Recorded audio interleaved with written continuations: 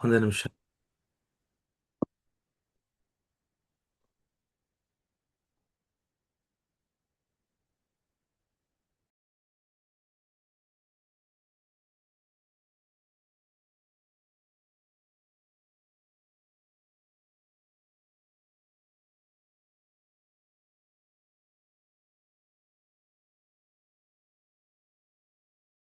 ಜ್ಞಾನಾಂಜನಶಲಾಕया ಚಕ್ಷುರುನ್ಮಿಲಿತಂ येन ತಸ್ಮೈ ಶ್ರೀ ಗುರವೇ ನಮಃ.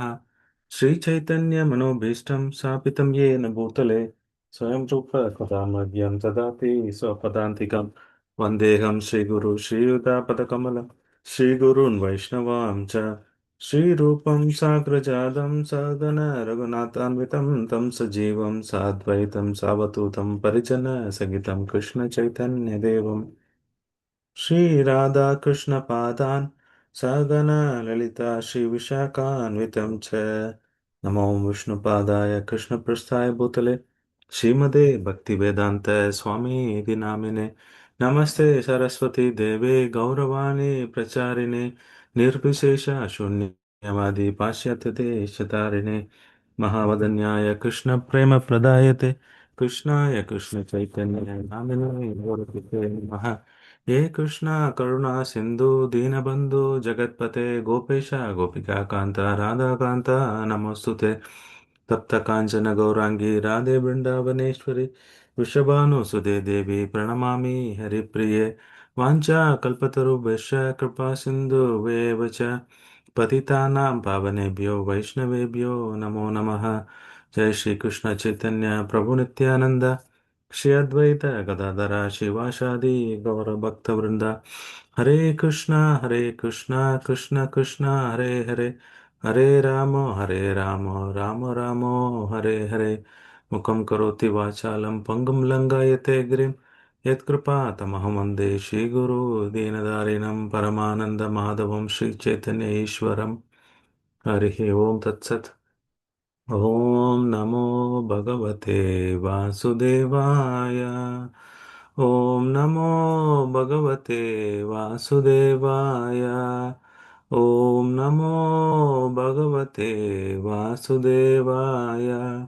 नारायणं नमस्कृत्यं नरं चैव नरोत्तमं देवीं सरस्वतीं व्यासं ततो जयमुदीरये।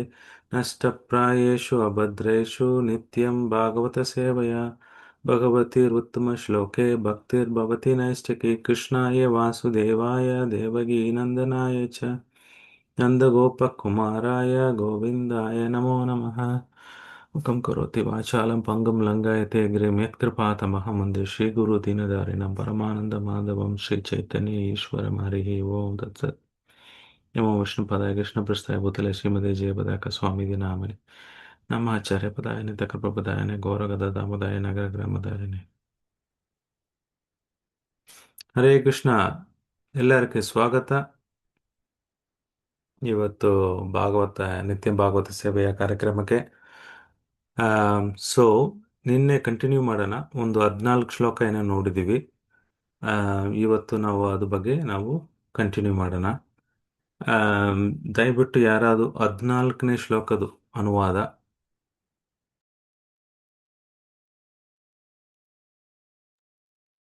ದಯವಿಟ್ಟು 14ನೇ ಶ್ಲೋಕದ ಅನುವಾದ ಓದ್ಲಾ ಪ್ರಭುಜಿ? ಹರೇ ಕೃಷ್ಣ. ಓದಿ ಮತ್ತೆ. ಓದಿ. ಶೀಲ ಪ್ರಭುಪಾದರಿಂದ ಅನುವಾದ. ಶೀಲ ಪ್ರಭುಪಾದರಿಗೆ ಜೈವಾಗಲಿ. ಒಂದ್ ನಿಮಿಷ ಮಾತಾಜಿ, ನಾನು ಬೇರೆ ಗ್ರಂಥ ತಗೊಂಡ್ಬಿಟ್ಟೆ. ಓದ್ತಾ ಇರಿ ಮಾತಾಜಿ. ಹರೇ ಕೃಷ್ಣ. ಓಕೆ ಮಾತಾಜಿ. ಹರೇ ಕೃಷ್ಣ. ಹರೇ ಕೃಷ್ಣ. ಅನುವಾದ. ಸೂರ್ಯ, ಚಂದ್ರ, ನಕ್ಷತ್ರಗಳು ಮತ್ತು ಜ್ಯೋತಿರ್ನಿಕಾಯಗಳ ಕಕ್ಷೆಗಳಿಗೆ ಬೇರೆ ಬೇರೆ 5 ಹೆಸರುಗಳಿವೆ. ಅವುಗಳಲ್ಲಿ ಪ್ರತಿಯೊಂದು ತನ್ನದೇ ಆದ ಸಂವತ್ಸರವನ್ನು ಹೊಂದಿದೆ. ಹರೇ ಕೃಷ್ಣ. ಪರ್ಪೋಟ್ಲಲ್ಲಿ ಫಸ್ಟ್ 2 ಲೈನ್ ಓದಿ ಮಾತಾಜಿ. ಪ್ರಭುಪಾದರಿಂದ ಭಾವಾರ್ಥ. ಪ್ರಭುಪಾದಕ್ಕೆ ಜೈ. ಶ್ರೀಮದ್ ಭಾಗವತದ ಮೇಲಿನ ಶ್ಲೋಕಗಳಲ್ಲಿ ವಿವೇಚಿಸಿರುವ ಭೌತಶಾಸ್ತ್ರ, ರಸಾಯನಶಾಸ್ತ್ರ, ಗಣಿತಶಾಸ್ತ್ರ, ಖಗೋಳಶಾಸ್ತ್ರ, ಕಾಲ ಮತ್ತು ಸ್ಥಳಗಳ ವಿಶೇಷಗಳು ಆಯಾ ವಿಷಯಗಳ ವಿದ್ಯಾರ್ಥಿಗಳಿಗೆ ಖಂಡಿತವಾಗಿಯೂ ತುಂಬಾ ಕುತೂಹಲ ಉಂಟು ಮಾಡುವಂತಹವು. ನಮ್ಮ ಮಟ್ಟಿಗೆ ಹೇಳುವುದಾದರೆ ಅವುಗಳನ್ನು ನಾವು ತಾಂತ್ರಿಕ ಪರಿಭಾಷೆಯ ನೆಲೆಯಲ್ಲಿ ಸಮರ್ಥವಾಗಿ ವಿವರಿಸಲಾರೆವು. ಕಂಟಿನ್ಯೂ ಮಾಡ್ಲಾ ಪ್ರಭು? ಇಲ್ಲ ಸಾಕು. ಸೊ ನಾನು ಹೇಳಿದೆ ಈ ಶ್ರೀಮದ್ ಭಾಗವತದಲ್ಲಿ ನೀವು ಫಿಸಿಕ್ಸ್ ಕೆಮಿಸ್ಟ್ರಿ ಏನೇನು ಕಲ್ತ್ಕೋಬೇಕು, ಮ್ಯಾಥಮೆಟಿಕ್ಸು ರಿಸರ್ಚ್ ಮಾಡಬೇಕು, ಈ ಭಾಗವತದಲ್ಲಿ ರಿಸರ್ಚ್ ಮಾಡ್ಬೋದು. ಇದು ಪಿ ಎಚ್ ಡಿ ಕೆಲವರೆಲ್ಲ ಪಿ ಎಚ್ ಡಿ ಮಾಡ್ತಾರೆ. ಸೊ ಅವರೆಲ್ಲ ಪಿ ಎಚ್ ಡಿ ಇದರಲ್ಲಿ ಮಾಡಬಹುದು. ಇದು ಪಿ ಎಚ್ ಡಿ ಅಂದರೆ ಅಷ್ಟೊಂದು ಸೈಂಟಿಸ್ಟ್ನು ಇದು ಕಂಡುಹಿಡಿಯಕ್ಕೆ ಆಗಲ್ಲ. ಅಷ್ಟೊಂದು ಪ್ರಭುಪಾದ ಬರ್ತಿದ್ದಾರೆ. ಎಸ್ಪೆಷಲಿ ಈ ಪ್ರಪಂಚ ಹೇಗೆ ಸೃಷ್ಟಿ ಆಯಿತು ಅದ್ರ ಬಗ್ಗೆ ಐದನೇ ಸ್ಕಂದದಲ್ಲಿ ಐದನೇ ಸ್ಕಂದದಲ್ಲಿ ಪ್ರಭುಪಾದ ವಿವರಣೆ ಕೊಟ್ಟಿದ್ದಾರೆ. ಸೊ ಅಷ್ಟು ಇದೆ. ಸೊ ಪ್ರಭುಪಾದ ಏನ್ ಮಾಡ್ತಾರೆ ಈ ಶ್ಲೋಕದಲ್ಲಿ, ನೀವು ನೋಡಿದ್ರೆ ಈ ಮಾಡರ್ನ್ ಸೈಜ್ನಲ್ಲಿ ನಾವು ಟೈಮ್ ನೋಡ್ತೀವಲ್ಲ, 1 ಅವರು 1 ಮಿನಿಟು, ನಮ್ಗೆ ಗೊತ್ತಿರೋದು ಸೆಕೆಂಡ್ಸು ಮಿನಿಟು ಅವರು, ಅದಕ್ಕೆ ಮ್ಯಾಪ್ ಮಾಡ್ತಾ ಇದ್ದಾರೆ. ವೇದಿಕ್ ಸಿಸ್ಟಮ್ ನಾವು ಇವಾಗ ಭಾಗವತ ಓದಿದೀವಲ್ಲ, ಅದು ಮ್ಯಾಪ್ ಮಾಡಿ ತೋರಿಸ್ತಾರೆ. ಅಂದಾಜು ನೋಡಿ ನಿಮಗೆ ಈ ತರ ಇರುತ್ತೆ ಅಂತಂದ ತಿಳಿಸಕ್ಕೆ. ನಾವು ನೋಡಿದೀವಿ ತಸ್ರೇನು ಅಂತ ನಿನ್ನೆ. ಒಂದು ಪರಮಾಣು, ಅದು ಕಣ್ಣು ಕಾಣಿಸೋದಿಲ್ಲ. ಆ ಪರಮಾಣು 6 × 6 ಒಂದು ಗುಚ್ಚಾಗಿ ಒಂದು 6 ಪರಮಾಣು ಇದ್ರೆ ಅದಕ್ಕೆ ತಸ್ರೇಣು ಅಂತ. ಆ ತಸ್ರೇಣು ಯಾವುದು ಅಂತ ನೋಡಿದೀವಿ. ಸನ್ಲೈಟ್ಲಲ್ಲಿ ನಾವು ನೋಡುವಾಗ ಒಂದು ಪಾರ್ಟಿಕಲ್ ಹೋಗ್ತಾ ಇರತ್ತೆ, ಕಾಣಿಸ್ತಾ ಇರತ್ತೆ, ಅದು ತಸ್ರೇಣು ಅಂತ. ತಸ್ರೇಣು ಅಂದಮೇಲೆ ತ್ರುಟಿ ಅಂತ ಪ್ರಪಾತ್ ಕೊಡ್ತಾ ಇದ್ದಾರೆ. ಆ, ತ್ರುಟಿ ಆದ್ಮೇಲೆ ವೇದ ಅಂತ ಹೇಳ್ತಾ ಇದ್ದಾರೆ. ಅದು 8/135 ಸೆಕೆಂಡ್ಸ್. 1 ಸೆಕೆಂಡ್ ಅಂದ್ರೆ ಇದು ಈ ತರ. ಆ ಚುಟಿಕೆಯಲ್ಲಿ ಅದನ್ನೇ 1,000 ಭಾಗ ಮಾಡಿದ್ರೆ ತ್ರುಟಿ ಅಂತ, ಅದೊಂದು 100 ಭಾಗ ಮಾಡಿದ್ರೆ ವೇದ ಅಂತ. ಲವ ಅಂದ್ರೆ 45 ಭಾಗ ಮಾಡಿದ್ರೆ ಅದೊಂದು ಲವ. ನಿಮಿಷ ಅಂತ ನಾವು ನೋಡಿದ್ವಿ. ಲವ ಅಂದ್ರೆ ಲವ ಮಾತ್ರ ಸಾಧು ಸಂಘ, ಒಂದು ಶುದ್ಧ ಭಕ್ತರದು ಲವ ಮಾತ್ರ ಸೆಕೆಂಡ್ ಇಂದ ಚುಟಿಕೆಗಿಂತ ಕಡಿಮೆ ಇದ್ರೂ ಅವರು ಅವ್ರಿಗೆ ಒಳ್ಳೇದಾಗತ್ತೆ. ಲವ ಮಾತ್ರ ಸಾಧು ಸಹ ಸರ್ವಸಿದ್ಧಿ ಹೋಯ ಅಂತ ಚೈತನ್ಯ ಚರಿತಾಮೃತದಲ್ಲಿ ಬರುತ್ತೆ.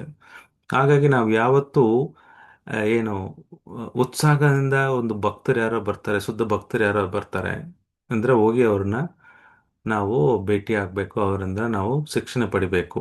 ಮತ್ತೆ ಪ್ರತಿನಿತ್ಯ ನಾವು ಭಾಗವತ ಓದ್ತಾ ಇದೀವಲ್ಲ, ಪ್ರತಿನಿತ್ಯ ನಾವು ಶ್ರೀಲ ಪ್ರಭುಪಾದರ ಹತ್ರ ನಾವು ಸಂಪರ್ಕದಲ್ಲಿ ಇರ್ತೀವಿ. ಹಾಗಾಗಿ ಈ ಲವ ಮಾತ್ರ ಸಾಧು ಸಂಘ ಎಷ್ಟೊಂದು ಬದಲಾವಣೆ ಬರುತ್ತೆ.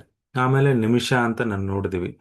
1 ಸೆಕೆಂಡ್ನ 8/15 ಮಾಡಿದ್ರೆ 1 ನಿಮಿಷಕ್ಕಂದ್ರೆ ಅರ್ಧ ಸೆಕೆಂಡ್ಗೆ ಅದು ಏನೋ ನಿಮಿಷ ಅಂತ ಹೇಳ್ತೀವಿ. ನಿಮಿಷ ಅಂಬಂದ ದೇವಸ್ಥಾನ ಇದೆ. ಒಂದು ನಿಮಿಷನೂ ಹೋಗಿ ನಾವು ಆ ದರ್ಶನ ಮಾಡಿದ್ರೆ ನಮ್ಮ ಕಷ್ಟಗಳೆಲ್ಲ ಹೋಗತ್ತೆ ಅಂತ ಅವರಿಗೆ ನಿಮಿಷಾಮ ಅಂತ ಹೆಸರು ಕೊಟ್ಟಿದ್ದಾರೆ. ಅದ್ರ ಬಗ್ಗೆ ನಾವು ನೋಡಿದ್ವಿ. ಒಂದು ಕ್ಷಣದಲ್ಲಿ ಬರ್ತೀನಿ ಅಂತ ನಾವು ಮಾಮೂಲಾಗಿ ಯೂಸ್ ಮಾಡ್ತೀವಿ, ಅದು ಸೆಕೆಂಡ್ಗಿಂತನೇ ಕಡಿಮೆ. ಆಮೇಲೆ ಕಾಸ್ತ ಅಂತ ನೋಡಿದ್ವಿ, ಅದು 8 ಸೆಕೆಂಡ್. 8 ಸೆಕೆಂಡ್ ಸರಿ ಇರೋದು ಒಂದು ಕಾಸ್ತ ಆಗತ್ತೆ. ಒಂದು ಲಘು ಅಂದ್ರೆ 2 ನಿಮಿಷ. ಲಘು ಭಾಗವತಾಮೃತ ಅಂತ ಇದೆ. ಸೊ ಆ ರೀತಿ ನಾವು ಇದನ್ನ ತಿಳ್ಕೊಬಹುದು. ದಂಡ ಅಂದ್ರೆ 30 ನಿಮಿಷ. ಆಮೇಲೆ ಒಂದು ಪ್ರಹಾರ ಅಂದ್ರೆ 3 ಅವರು. ಇದು ಹೇಗೆ ನಾವು ಅರ್ಥ ಮಾಡ್ಕೋಬಹುದು ಅಂದ್ರೆ, ಪ್ರಹಾರ ತುಂಬಾ ಚೆನ್ನಾಗಿ ನಾವು ಅರ್ಥ ಮಾಡ್ಕೋಬಹುದು. ಈ ಪ್ರಹಾರ ಅಂದ್ರೆ ಸುಮಾರು 3 ಅವರು. ಒಂದು ದಿವಸದಲ್ಲಿ ಎಷ್ಟು ಅವರ್ ಇದೆ? ಒಂದು ದಿವಸದಲ್ಲಿ ಎಷ್ಟು ಅವರ್ ಇದೆ? 24 hours. ಅದನ್ನ 8ರಲ್ಲಿ ಡಿವೈಡ್ ಮಾಡಿದ್ರೆ, 8 ಭಾಗ ಮಾಡಿದ್ರೆ ಎಷ್ಟು ಆಗತ್ತೆ? ಹ್ಮ್. 8 3 8 ಹ್ಮ್. ಎಷ್ಟು? 3 ಭಾಗ ಆಗುತ್ತೆ ಪ್ರಭುಜಿ. ಹಾ. ಸೊ ಒಂದು ದಿವಸದಲ್ಲಿ 8 ಭಾಗ ಮಾಡ್ಕೊಂಡ್ರೆ 3 ಅವರ್ ಬರುತ್ತೆ. 3 ತಾಸು ಅಪ್ರಾಕ್ಸಿಮೇಟ್. 8×3 = 24 ಅಲ್ವಾ? ಸೊ ಎಸ್ ಪ್ರಭು.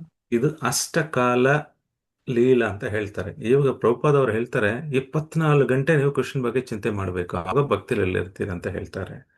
ಹೇಗೆ ಸಾಧ್ಯ ಪ್ರಭು? 24 ಗಂಟೆಯಲ್ಲಿ ನಾವು ಕೆಲಸ ಮಾಡ್ತೀವಿ, ಅಡಿಗೆ ಮಾಡ್ತೀವಿ, ಟಿವಿ ನೋಡ್ತೀವಿ, ಮೊಬೈಲ್ ನೋಡ್ತೀವಿ, ಮಕ್ಕಳಿಗೆ ಏನು ಬೇಕೋ ನೋಡ್ತೀವಿ, ಕೆಲವು ಟೈಮ್ ಭಾಗವತಂ ಕೇಳ್ತೀವಿ, ಅದು ಬಿಟ್ಟರೆ ಸ್ವಲ್ಪ ಚಾಂಟಿಂಗ್ ಮಾಡ್ತೀವಿ. ಅದು ಬಿಟ್ಟರೆ ಉಳಿದ್ರ ಸಮಯದಲ್ಲಿ ಹೇಗೆ ಕೃಷ್ಣನ ಚಿಂತೆ ಮಾಡಬಹುದು? ಇನ್ನೊಬ್ರು ಪ್ರಭು ನನಗೆ ಚಾಂಟಿಂಗ್ ಮಾಡಕ್ಕೆ ಬಹಳ ಡಿಸ್ಟರ್ಬ್ ಆಗ್ತಾ ಇದೆ, ಕಾನ್ಸಂಟ್ರೇಷನ್ ಮಾಡೋಕ್ಕಾಗೋದಿಲ್ಲ, ಆ, ಆ, ಕೆಲವು ಟೈಮ್ ಮಾಡ್ತೀನಿ, ಕೆಲವು ಟೈಮ್ ಕಾನ್ಸಂಟ್ರೇಷನ್ ಅಂತ ಮಾಡೋಕ್ಕಾಗಲ್ಲ ಅಂಥದವರಿಗೆ ಶುದ್ಧ ಭಕ್ತರು ಏನು ಮಾಡ್ತಾರೆ, ಈ ಅಷ್ಟಕಾಲಿಯ ಲೀಲಾ ಅಂತ ಇದ್ರ ಬಗ್ಗೆ ಅವರು ಸ್ಮರಣೆ ಮಾಡ್ತಾರೆ. ಏನಪ್ಪ ಈ ಅಷ್ಟಕಾಲ ಅಂದ್ರೆ, ಅಷ್ಟ ಅಂದ್ರೆ 8 ಕಾಲ ಅಂದ್ರೆ 8 ಭಾಗ ಮಾಡೋದು 24 ಗಂಟೆನೆ, ಮೂರ್ ಮೂರ್ ತಾಸು ಬರುತ್ತೆ ಅಪ್ರಾಕ್ಸಿಮೇಟ್. ಇದು ಎಕ್ಸಾಕ್ಟ್ 3 ಅವರ್ಸ್ ಅಂತಲ್ಲ, ಅಪ್ರಾಕ್ಸಿಮೇಟು. ಸೊ ಪ್ರತಿನಿತ್ಯ ಕೃಷ್ಣ ಒಂದು ಕೆಲಸ ಮಾಡ್ತಾ ಇರ್ತಾನೆ. ಪ್ರತಿನಿತ್ಯ ಇದು ಸೇಮ್ ಕೆಲಸನೇ ಮಾಡೋದು. ಕೃಷ್ಣ ಬೇರೆ ಏನು ಕೆಲಸ ಮಾಡೋದಿಲ್ಲ. ಪ್ರತಿನಿತ್ಯ ಇದೇ ಕೆಲಸ ಮಾಡ್ತಾರದು. ಏನು? ಬೆಳಗ್ಗೆ ಆಮ್, ಆಮ್, ನಾವು ಬ್ರಹ್ಮ ಮುಹೂರ್ತ ಅಂತ ಹೇಳ್ತೀವಿ. ಸುಮಾರು 3:30 3:20 ಆಕ್ಚುಲಿ 3:30 2:30 ತಾಸು, 4:30, 5, 5, 5, 5:30 ತನಕ ಏನಾಗತ್ತೆ ಈ ಸಮಯದಲ್ಲಿ, 3 ಗಂಟೆಯಲ್ಲಿ ಕೃಷ್ಣ ಆಕ್ಚುಲಿ ಕುಂಜದಲ್ಲಿ ಇರ್ತಾರೆ ರಾಧಾರಾಣಿ ಜೊತೆ. ಆ ಆಗ ಸಖೀಸ್ ಎಲ್ಲ ಅಲ್ಲಿ ಇರ್ತಾರೆ ಅವ್ರ ಜೊತೆ. 3:30 ಆಯ್ದ ಮೇಲೆ ಅವ್ರ ಮನೆಗೆ ಹೋಗ್ಬೇಕು. ಯಾಕಂದ್ರೆ ಅವ್ರಿಗೆ ಗೊತ್ತಿರಲ್ಲ ಯಾರಿಗೆ, ನಂದ ಮಹಾರಾಜ ಮತ್ತು ರಾಧಾರಾಣಿ ಫ್ಯಾಮಿಲಿ ಅವ್ರಿಗೆ ಗೊತ್ತಿಲ್ಲ ರಾಧಾರಾಣಿ ಕೃಷ್ಣನ ಮೀಟ್ ಮಾಡ್ತಾರಂತೆ. ಸೊ ಅವ್ರು ಮಲಗಿರ್ತಾರೆ. ಬೆಳಗ್ಗೆ 3:30ಕ್ಕೆ ಎದ್ದೆಬ್ಸ್ತಾರೆ. ಹೇಗೆ ಎದ್ದೆಬ್ಸ್ತಾರೆ ಅವ್ರನ್ನ? ಒಂದು ಪಕ್ಷಿ, ಗಿಣಿ ಇರ್ಬೋದು, ಇಲ್ಲಾಂದ್ರೆ ಒಂದು ಮುಷಿ ಮಂಕಿ ಇರುತ್ತೆ, ಅವೆಲ್ಲ ಪಕ್ಷಿಗೆಲ್ಲ ಸೋನ್ ಮಾಡತ್ತೆ. ಓ ಕೃಷ್ಣ, ಜಲ್ದಿ ಎದ್ದೇಳು, ರಾಧಾರಾಣಿ ಟೈಮ್ ಆಯ್ತು, ನಿಮ್ಮ ಮನೆಗೆ ಹೋಗ್ಬೇಕು, ಬೆಳಗ್ಗೆ 3:30 4 ಗಂಟೆ ಆಯ್ತಂತೆ. ಅವ್ರನ್ನ ಎಬ್ಬಿಸ್ತಾರೆ. ಸೊ ನಾವು ದೇವಸ್ಥಾನಕ್ಕೆ ಹೋದ್ರೆ ನಮ್ಮ ಇಸ್ಕಾನಲ್ಲಿ ಅವರು ಮಂಗಳಾರತಿ ಮಾಡ್ತಾರೆ. ನಾವು ಮಂಗಳಾರತಿ ಮಾಡ್ತೀವಿ 4:30 ಕೃಷ್ಣನೇ ಮೊದಲನೇ ಬಾರಿ we are wake up from the bed. ಈಗ ನಾವು ಬಾಲಾಜಿ ದೇವಸ್ಥಾನ ಹೋದ್ರೆ ತಿರುಪತಿಯಲ್ಲಿ ನಿಮಗೆ ಸುಪ್ರಭಾತ ಹಾಕ್ತಾರೆ 2 ಗಂಟೆ 2:30ಕ್ಕೆ. ಯಾಕಂದ್ರೆ ಬಾಲಾಜಿ ಮಲಗೋದು ಪಾಪ, ಒಂದೇ ಅವ್ರಿಗೆ ಟೈಮ್ ಕೊಡೋದು. ಅವ್ರು 12 o'clock ಮಲಗ್ಬಿಟ್ಟು ಮತ್ತೆ 1:30 2 ಗಂಟೆ ಎದ್ದೇಳಿಸ್ತಾರೆ. ಹಾಗೂ ಸುಪ್ರಭಾತ ಮಾಡ್ತಾರೆ. ಅದೇ ರೀತಿ ನಾವು ಮಂಗಳಾರತಿ ಏನ್ ಮಾಡ್ತೀವಿ, ಕೃಷ್ಣನ ವೇಕಪ್ ಮಾಡ್ತೀವಿ. ಸೊ ನಾವು ಯಾವಾಗ ಜಪ ಮಾಡಿದ್ರು ಈ ಅಷ್ಟಕಾಲಲ್ಲಿಲ್ಲ ನಾವು ಏನೋ ಸ್ಮರಣೆ ಮಾಡ್ಕೋಬಹುದು. ಆ ಸಮಯದಲ್ಲಿ ಇನ್ನೂ ಚೆನ್ನಾಗಿ ಈ ಚಾಂಟಿಂಗ್ ಮಾಡ್ಬೋದು. ಸೊ ಆ ಕೃಷ್ಣ ಎದ್ದೇಳ್ತಾನೆ. ಸೊ ಆಮೇಲೆ ಏನಾಗತ್ತೆ, ಇಬ್ರು ರಾಧಾರಾಣಿ ಕೃಷ್ಣ ಮತ್ತೆ ಅವರು ಅವ್ರ ಮನೆಗೆ ಹೊರಟು ಹೋಗ್ತಾರೆ. ಆ ಸಮಯದಲ್ಲಿ ನಾನು ಶಾರ್ಟ್ ಆಗಿ ಹೇಳ್ತೀನಿ, ನೀಟಾಗಿ ನಾವು ಸ್ಮರಣೆ ಮಾಡಿದ್ರೆ, ಜಪ ಮಾಡೋದಕ್ಕೆ ಮುಂಚೆ ಯಾವ ಟೈಮ್ನಲ್ಲಿ ಜಪ ಮಾಡ್ತಿರೋ ನೀವು, ನೈಟ್ ಮಿಡ್ ನೈಟ್ ಮಾಡಲಿ, ನೀವು ಮಧ್ಯಾಹ್ನ ಮಾಡಿ, ಅಂದರೆ ಬೆಳಗ್ಗೆ ಮಾಡಿ, ಇಲ್ಲ ಮಂಗಳಾರತಿ ಟೈಮ್ನಲ್ಲಿ ಮಾಡಿ, ಯಾವತ್ತು ಮಾಡಿದ್ರು ಇದು ಸ್ಮರಣೆ ಮಾಡ್ಕೋಬಹುದು. ಕೃಷ್ಣ ಆ 3:30 5:30 ತನಕ, 6 ಗಂಟೆ ತನಕ ಏನ್ ಮಾಡ್ತಾನೆ, ಈ ತರ ಅವ್ರವ್ರ ಮನೆಗೆ ಹೋಗ್ತಾರೆ. ಹೋಗಿದ ತಕ್ಷಣ 6 ಇಂದ 8:30 ತನಕ, 1 2 ತಾಸು ಅವ್ರ 3 ಗಂಟೆ ಏನ್ ಮಾಡ್ತಾರೆ ಅಂದ್ರೆ, ನಾವು ನಾವು ಇಸ್ಕಾನ್ನಲ್ಲಿ ನೋಡಬಹುದು, ಕೃಷ್ಣನಿಗೆ ಪ್ರತಿನಿತ್ಯ ಒಂದು 3 ಗಂಟೆಗೆ ಒಂದ್ಸರಿ ಏನೋ ಒಂದು ಆಫರ್ ಮಾಡ್ತಾ ಇರ್ತೀವಿ. ಬೆಳಗ್ಗೆ ಮಂಗಳಾರತಿ ಸಮಯದಲ್ಲಿ ಮಂಗಳಾರತಿ ಪ್ರಸಾದ, ಮಂಗಳಾರತಿ ಭೋಗ ಅಂತ ಆಫರ್ ಮಾಡ್ತೀವಿ. ಖೀರೋ ಅಂದ್ರೆ ಸ್ವೀಟು, ಮಿಲ್ಕ್ ಐಟಮ್ಸ್ ಯಾವುದೋ ಒಂದು ಇರುತ್ತೆ, ಒಂದು ಐಟಮ್ ಕೃಷ್ಣನಿಗೆ ನೈವೇದ್ಯ ಮಾಡ್ತೀವಿ. ಸೊ ಕೃಷ್ಣ ಎದ್ದೇಳುದು ಏನ್ ಮಾಡ್ತಾನೆ, ಡೈರೆಕ್ಟಾಗಿ ಅವ್ರವ್ರ ಮನೆಗೆ ಬಂದ್ಬಿಡ್ತಾರೆ. ಮತ್ತೆ 6 ಗಂಟೆಯಿಂದ 8:30 ತನಕ ಕೃಷ್ಣ ಏನ್ ಮಾಡ್ತಾನೆ, ಹೋಗಿ ಹಾಲು ಕರೆಯೋದು. ಎಲ್ಲ ಹಸು ಎಲ್ಲ ಇರುತ್ತೆ, ಅವೆಲ್ಲ ಕಾಯ್ತಾ ಇರುತ್ತೆ ಕೃಷ್ಣ ಬರ್ಬೇಕಂತ. ಕೃಷ್ಣ ಹೋಗಿ ಹಾಲು ಕರಿತಾನೆ. ಆಮೇಲೆ ಹೋಗಿ ಮಕ್ಕಳ ಜೊತೆ ಕುಸ್ತಿ ಪ್ಲೇ ಮಾಡ್ತಾನೆ. ಮೀನ್ಮೇಲೆ ಏನಾಗತ್ತೆ, ರಾಧಾರಾಣಿ ಬಂದಿರ್ತಾರೆ ಎಲ್ಲಿಂದ, ಅವ್ರ ಮನೆಯಿಂದ. ಆಮ್, ತಾಯಿ ಯಶೋದ ಕರೆದಿರ್ತಾರೆ. ಬೇಕಂದ್ರೆ ಪ್ರತಿನಿತ್ಯ ರಾಧಾರಾಣಿನೇ ಅಡಿಗೆ ಮಾಡೋದು. ಅವ್ರು ಬಂದು ಅಡಿಗೆ ಎಲ್ಲ ರೆಡಿ ಮಾಡಿ ಇಟ್ಟಿರ್ತಾರೆ. ಸೊ 8:30 ಇಂದ 10 ಗಂಟೆ ತನಕ ಕೃಷ್ಣ ಏನ್ ಮಾಡ್ತಾನೆ, ಆ ಮೊದಲನೇದು ಅಡಿಗೆ ಮಾಡಿದ್ರನ್ನ ಸ್ವೀಕಾರ ಮಾಡ್ತಾನೆ. ರಾಧಾರಾಣಿ ಏನ್ ಮಾಡಿದಾರ ಅದೇ ನಾವು ದರ್ಶನಾರ್ಥಿ ಆದ್ಮೇಲೆ ಶೃಂಗಾರ ದರ್ಶನ ಅಲ್ಲ, ಕೃಷ್ಣನ ಚೆನ್ನಾಗಿ ದರ್ಶನ ಮಾಡ್ತಾರೆ ಯಶೋದಮ್ಮಾಯಿ. ಸೊ ಅದೇ ರೀತಿ ನಾವು ಕೃಷ್ಣನ ಚೆನ್ನಾಗಿ ಇಸ್ಕಾನಲ್ಲಿ ಅಲಂಕಾರ ಮಾಡಿಬಿಟ್ಟು 7 7:30ಕ್ಕೆ ದರ್ಶನಾರ್ಥಿ ಆಗುತ್ತೆ. ದರ್ಶನಾರ್ಥಿ ಆದಮೇಲೆ ಅವರಿಗೆ ಒಂದು ನೈವೇದ್ಯ ಆಗುತ್ತೆ. ಮಾರ್ನಿಂಗ್ ಆರತಿ ಆದಮೇಲೆ, ದರ್ಶನಾರ್ಥಿ ಮೇಲೆ ಅವರಿಗೆ ಭೋಗ ಒಂದು ನೈವೇದ್ಯ ಆಗುತ್ತೆ.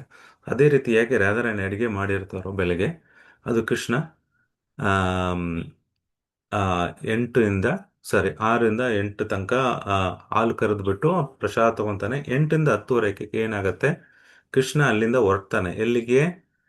ಬೃಂದಾವನ್ ಫಾರೆಸ್ಟ್ ಕೊಡ್ತಾನೆ ಹಸು ಜೊತೆ ಹೊರಟ್ಬಿಟ್ಟು.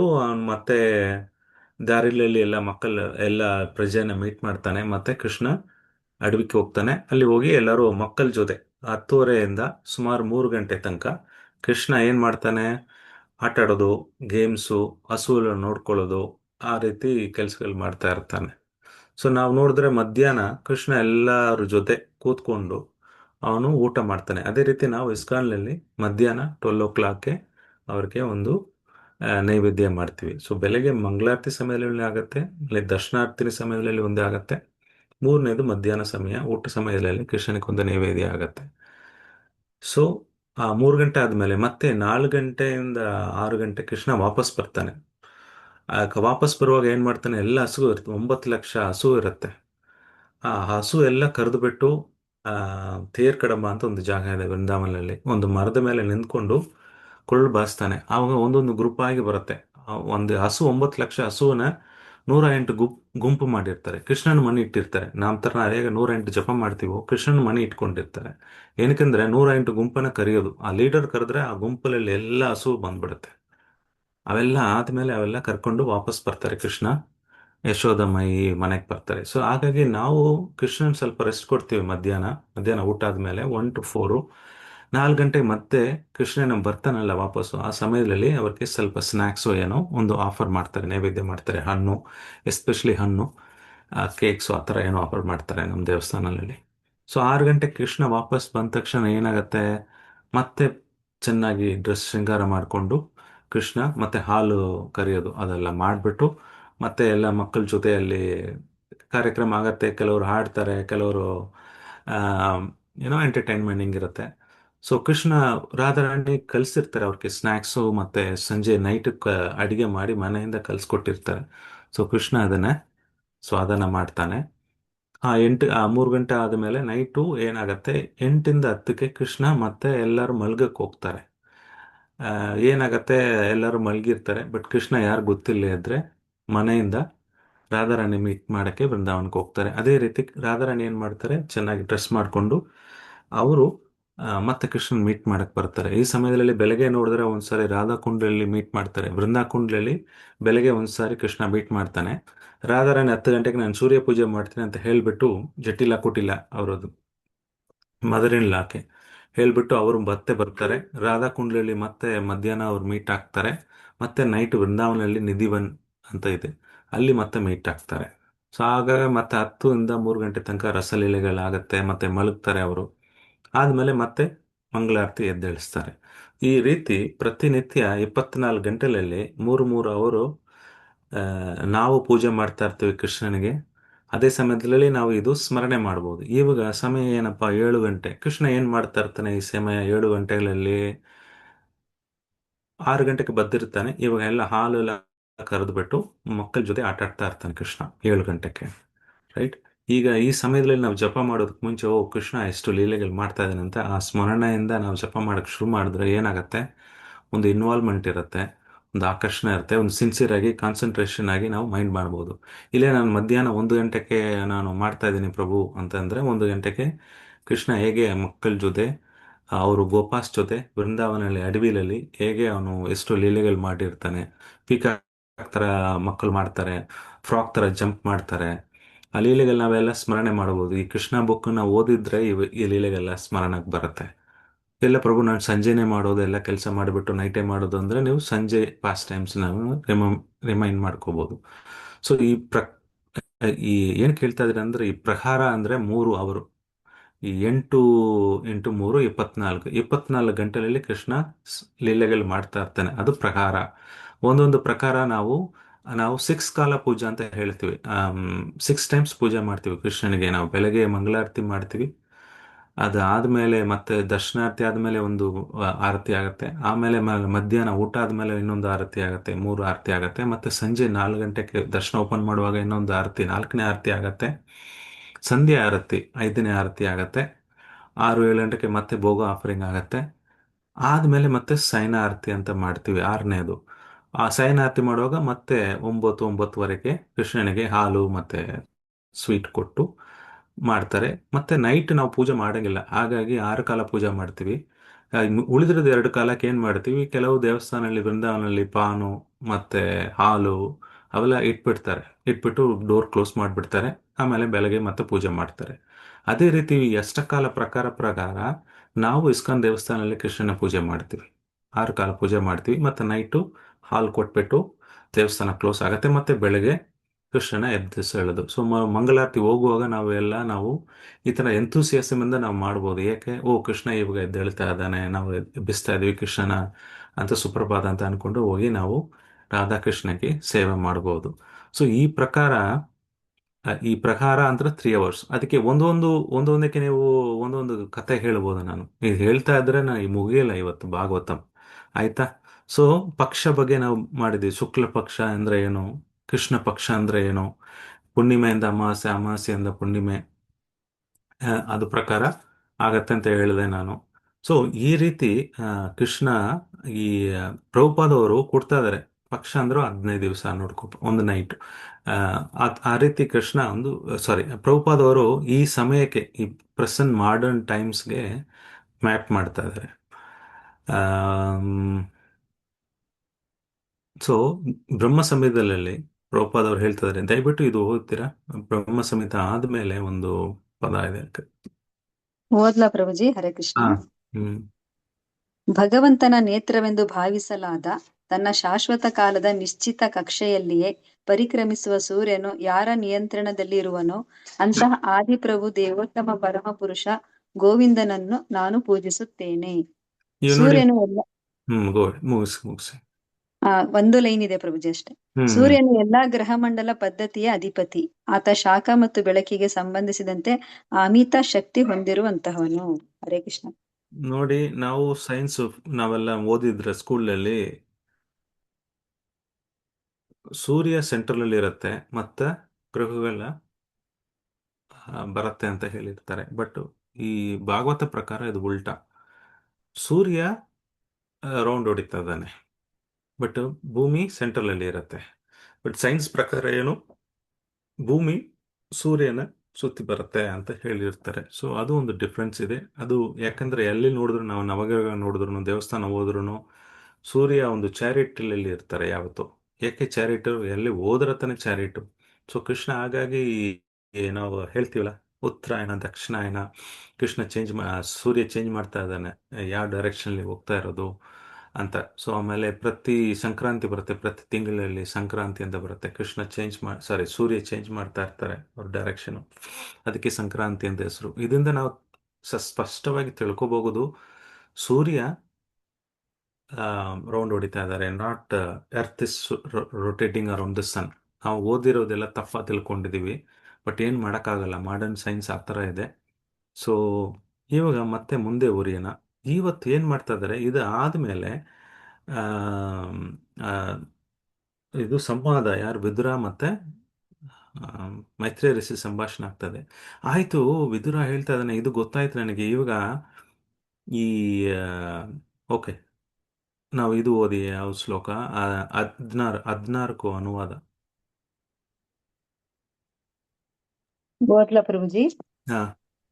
ಶೀಲ ಪ್ರಪಾದರಿಂದ ಅನುವಾದ. ವಿದುರನು ಹೇಳಿದನು, ಈಗ ನನಗೆ ಪಿತೃಲೋಕ, ಸ್ವರ್ಗಲೋಕ ಹಾಗೂ ಮಾನವ ಲೋಕ ನಿವಾಸಿಗಳ ಆಯಸ್ಸು ತಿಳಿದಿದೆ.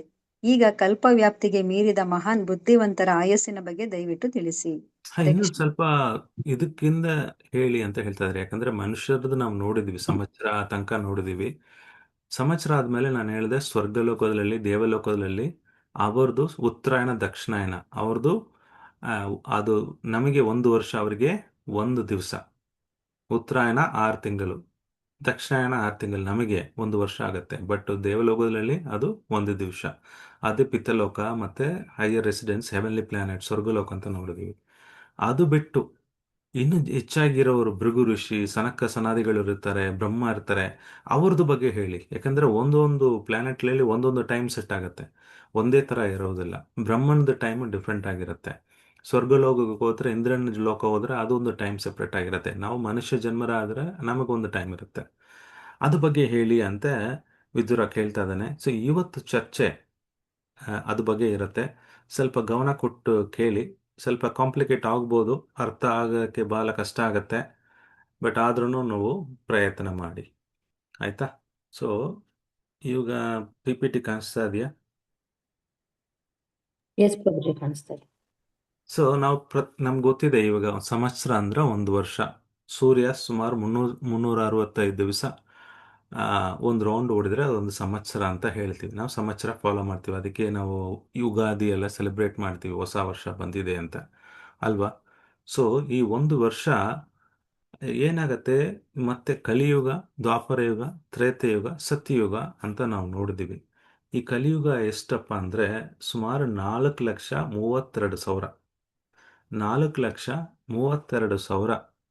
ಇದು ಹೇಗೆ ಬಂತು ಅಂದ್ರೆ 1,200 ವರ್ಷ ಇಂಟು ದೇವತಾ, ನಮ್ಮ ದೇವತೆಗಳು 300, ಸುಮಾರು ದೇವತಾ ಟೈಮ್ನಲ್ಲಿ ನೋಡಿದ್ರೆ 360. ಯಾಕಂದ್ರೆ ನಮ್ದು ಒಂದು ದಿವಸ, ಸರ್ ಒಂದು ವರ್ಷ, ಅವ್ರದ್ದು ಒಂದು ದಿವಸ. ಅವ್ರದ್ದು 360 ದಿವಸ ಮಲ್ಟಿಪ್ಲೈ ಮಾಡಿದ್ರೆ 1200 ಇಂಟು 360 ಮಾಡಿದ್ರೆ ಈ 4,32,000 ವರ್ಷ ಬರುತ್ತೆ. ಕಲಿಯುಗ ಸ್ಟಾರ್ಟ್ ಆಗಿ ಎಷ್ಟು ವರ್ಷ ಆಗಿರ್ಬೋದು? ಇವಾಗ ನಾವು ಯಾವ ಯುಗದಲ್ಲಿ ಇರ್ತೀವಿ? ಸತ್ಯಯುಗದಲ್ಲಿ ಇರ್ತೀವಿ ನಾವು. ಕಲಿಯುಗ ಪ್ರಭುಜಿ. ಕಲಿಯುಗ ಸ್ಟಾರ್ಟ್ ಆಗಿ ಎಷ್ಟು ವರ್ಷ ಆಗಿರ್ಬೋದು? 5 ವರ್ಷ ಆಗಿದೆ ಪ್ರಭುಜಿ. 5 ವರ್ಷನಾ? 5,000 5,000. 5,000 ವರ್ಷ ಪ್ರಭುಜಿ. ಹಾ. ಸೊ 4,32,000 ವರ್ಷದಲ್ಲಿ ಬರೀ 5,000 ಆಗಿದೆ. ಇವಾಗ ಜಸ್ಟ್ ಸ್ಟಾರ್ಟ್ ಮಾಡಿದೀವಿ, ಹೌದಾ? ಸೊ ಈ 4,32,000ನ 2 ಸಾರಿ ಮಲ್ಟಿಪ್ಲೈ ಮಾಡಿ, ಡಬಲ್ ಮಾಡಿ, ಅದು ದ್ವಾಪರ ಯುಗ. 4,32,000 ಅಂದ್ರೆ 8,64,000 ವರ್ಷ ದ್ವಾಪರ ಯುಗ ಆಗಿದೆ ಆಲ್ರೆಡಿ. ಈ 8 ಲಕ್ಷ, ಈ 4,32,000ನ 3 ಸಾರಿ ಮಾಡಿ, ಅದು ತ್ರೇತಯುಗ. 12,96,000 ಇಯರ್ಸ್, 13 ಲಕ್ಷ ವರ್ಷ ಹೆಚ್ಚು ಕಡಿಮೆ. ಅದನ್ನೇ ಮತ್ತೆ 4,032ನ 4 ಸಾರಿ ಮಲ್ಟಿಪ್ಲೈ ಮಾಡಿದ್ರೆ ಸತ್ಯಯುಗ. ಅದು ಸುಮಾರು ಎಷ್ಟು ವರ್ಷ? 17,28,000. 17 ಲಕ್ಷ ವರ್ಷ, 28,000 ವರ್ಷ ಸತ್ಯಯುಗ ಇರುತ್ತೆ. ಇದರಲ್ಲಿ ಏನಾಗತ್ತೆ, ಸಂಧ್ಯಾಸ್ ಅಂತ ಬರುತ್ತೆ ಕೆಳಗಡೆ, ನೀವು ನೋಡ್ಬೋದು, ದಿವ್ಯ ಯುಗ ಅಂತ ಬರ್ದಿರುತ್ತೆ, ಮತ್ತೆ ಸಂಧ್ಯಾಸ್ ಅಂತ ಬರ್ದಿರುತ್ತೆ. ಇವಾಗ ಇವತ್ತು ಶುಕ್ರವಾರ, ನಾಳೆ ಶನಿವಾರ ಅಂತ ಇಟ್ಕೊಳ್ಳಿ. ಇವತ್ತು ಕಲಿಯುಗ ಮುಗೀತು ಅಂತ ಒಂದು ಲೆಕ್ಕ ಇಟ್ಕೊಳ್ಳಿ. ನಾಳೆಯಿಂದ ಸತ್ಯಯುಗ ಸ್ಟಾರ್ಟ್ ಆಗತ್ತಾ ಪ್ರಭು ಅಂದ್ರೆ ಇಲ್ಲ, ಇಮಿಡಿಯೇಟ್ ಆಗಿ ಸ್ಟಾರ್ಟ್ ಆಗಲ್ಲ. ಸಂಧ್ಯೆ ಅಂದ್ರೆ 2 ಸೇರೋ ಸಮಯ. ಸಂಧ್ಯೆ ಅಂತ ನಮ್ಗೆ ಗೊತ್ತಿದೆ, ಸಂಜೆ ಅಂತ ಹೇಳ್ತೀವಿ. ಸೊ ಏನಾಗತ್ತೆ, ಸಂಧ್ಯಾ ಸಮಯದಲ್ಲಿ ಸುಮಾರು 10% ಅಂತ ಇಟ್ಕೊಳ್ಳಿ. ಇವಾಗ 4,032 ವರ್ಷ ಇದ್ರೆ ಒಂದು 10% ಅಂದ್ರೆ 4,000 ವರ್ಷ. 4,032 ವರ್ಷ ಸಂಧ್ಯಾ ಕಾಲ ಅಂತ ಇರುತ್ತೆ. ಅಂದ್ರೆ ದ್ವಾಪರ ಯುಗದಿಂದ ಕಲಿಯುಗ ಟ್ರಾನ್ಸಿಷನ್ ಆಗುತ್ತೆ, ಕ್ರಮವಾಗಿ ಟ್ರಾನ್ಸಿಷನ್ ಆಗುತ್ತೆ. ಕಲಿಯುಗದಲ್ಲಿ ಮೆಜಾರಿಟಿಯಾಗಿ ಏನೇನು ಆ, ಆ, ದೇವತೆಗಳ ಪೂಜೆ ಮಾಡೋದಾಗ್ಲಿ, ಜಪ ಮಾಡೋದಾಗ್ಲಿ ಎಲ್ಲ ಸ್ಟಾರ್ಟ್ ಆಗುತ್ತೆ. ಬಟ್ ಕ್ರಮವಾಗಿ ಓವರ್ಲ್ಯಾಪಿಂಗ್ ಇರುತ್ತೆ.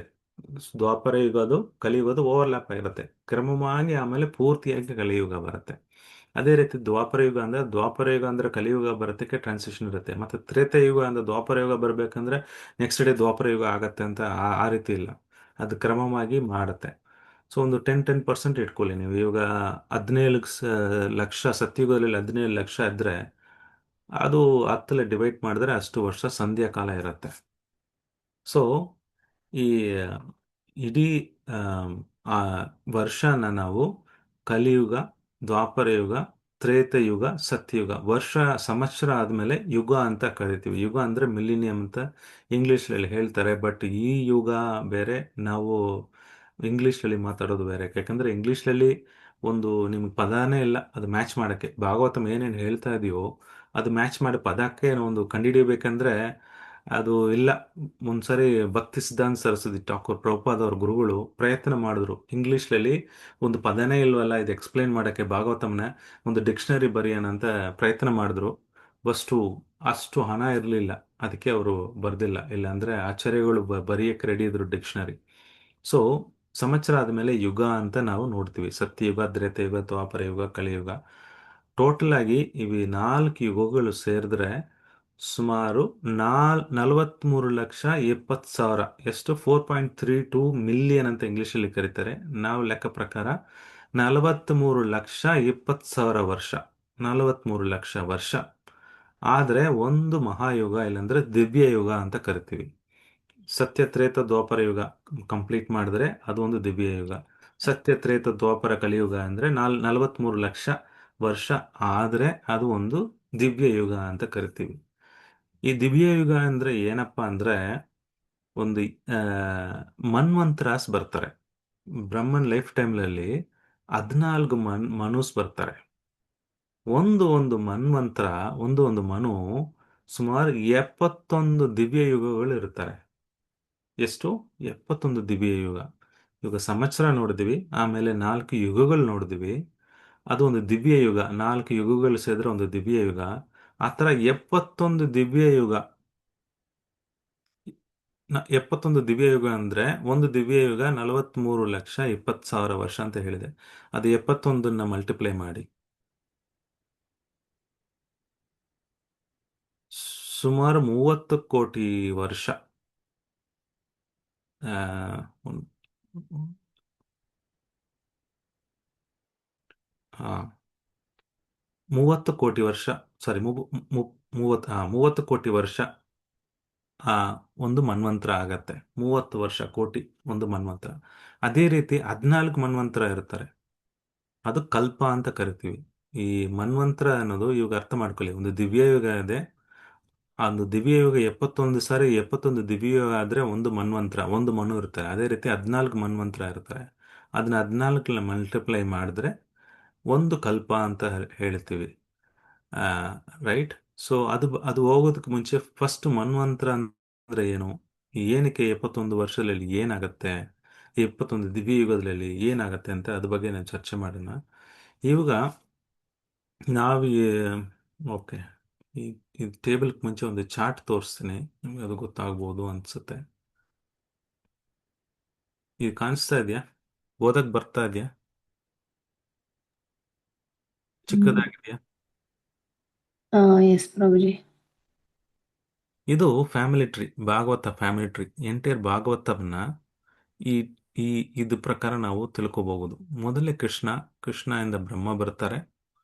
ಬ್ರಹ್ಮ ಯಾವ್ದ್ರಿಂದ ಬರ್ತಾರೆ? ಗರ್ಭದಕ್ಷ ವಿಷ್ಣುವಿಂದ ಬರ್ತಾರೆ. ಆ ಬ್ರಹ್ಮ ಮಾನಸಿಕವಾಗಿ ಸೃಷ್ಟಿ ಮಾಡ್ತಾರೆ, ಎಷ್ಟೊಂದು ಮಕ್ಕಳು ಮಾಡ್ತಾರೆ. ಅತ್ರಿ ಅತ್ರಿ ಇದ್ದಾರಲ್ಲ, ಅವರು ಒಂದು ಮಗ. ಅವರು ಅವ್ರ ಮಗನೇ ಸೋಮ. ಸೋಮ ಅಂದ್ರೆ ಚಂದ್ರ. ಚಂದ್ರ ಯಾರ ಪುತ್ರ ಅಂದ್ರೆ ಅತ್ರಿ ಅಂತ ಒಂದು ಋಷಿ ಇದ್ದಾರೆ. ಅವ್ರು ಸಪ್ತ ಋಷಿಯಲ್ಲಿ ಒಂದು ಋಷಿಯಾಗಿರ್ಬೋದು. ಸೊ ಬ್ರಹ್ಮ ಮೊದಲೇ ಮಾನಸಿಕವಾಗಿ ಎಷ್ಟೊಂದು ಪುತ್ರಗಳು ಮಾಡ್ತಾನೆ. ಮತ್ತೆ ನಾರದ ಋಷಿ ಬ್ರಹ್ಮನ ಪುತ್ರ. ಮತ್ತೆ 4 ಕುಮಾರ, ಸನಕ ಕುಮಾರಸ್ ಇದ್ದಾರಲ್ಲ. ಮತ್ತೆ ಶಿವನು ಬ್ರಹ್ಮ ಬರ್ತಾರೆ. ಕ್ರತು, ಭೃಗು ಋಷಿಯು ಆ, ಬ್ರಹ್ಮನ್ ಮಗನೇ. ಅತ್ರೇಯ ಬರ್ತಾರೆ. ಪುಲಗ, ವಶಿಷ್ಠ, ಅಂಗೀರ, ಪುಲಸ್ತ್ಯ ಋಷಿ. ಅವ್ರ ಜೊತೆ ಕೃಷ್ಣ ಮಾರಿಚಿ ಅಂತ ಮಾಡ್ತಾರೆ. ಮಾರ್ಚಿ ಮಕ್ಕಳೇ ಕಶ್ಯಪ. ಈ ಕಶ್ಯಪ ಮಕ್ಕಳೇ ದೀತಿ, ಅದಿತಿ. ಇವರಿಂದನೇ ದೇವತಾ ಮತ್ತು ಅಸುರರು ಬರೋದು. ಅದಿತಿಯಿಂದ ಹುಟ್ಟಿರೋರೆಲ್ಲ ಇಂದ್ರ, ಡೆಮಿಗಾಡ್ಸ್ ಅವರೆಲ್ಲ ಇರ್ತಾರೆ. ಮತ್ತೆ ದೀತಿ ಕೊಟ್ಟಿರೋ ಹಿರಣ್ಯಕಶಿಪು, ಹಿರಣ್ಯಾಕ್ಷ. ಸೊ ಕಶ್ಯಪನೇ ಈ ಸೃಷ್ಟಿನ ಪ್ರಪಂಚನ ಹೆಚ್ಚಾಗಿ ಕ್ರಿಯೇಟ್ ಮಾಡೋದು. ಅದೇ ರೀತಿ ನೋಡಿದ್ರೆ ಸ್ವಯಂಭೂ ಮನು ಅಂತ ಕ್ರಿಯೇಟ್ ಮಾಡ್ತಾರೆ. ಇದೇ ನಾನು ಹೇಳ್ತಾ ಇರೋದು. 14 ಮನು ಇದ್ದಾರೆ ಈ ಚಾರ್ಟ್ಲಲ್ಲಿ.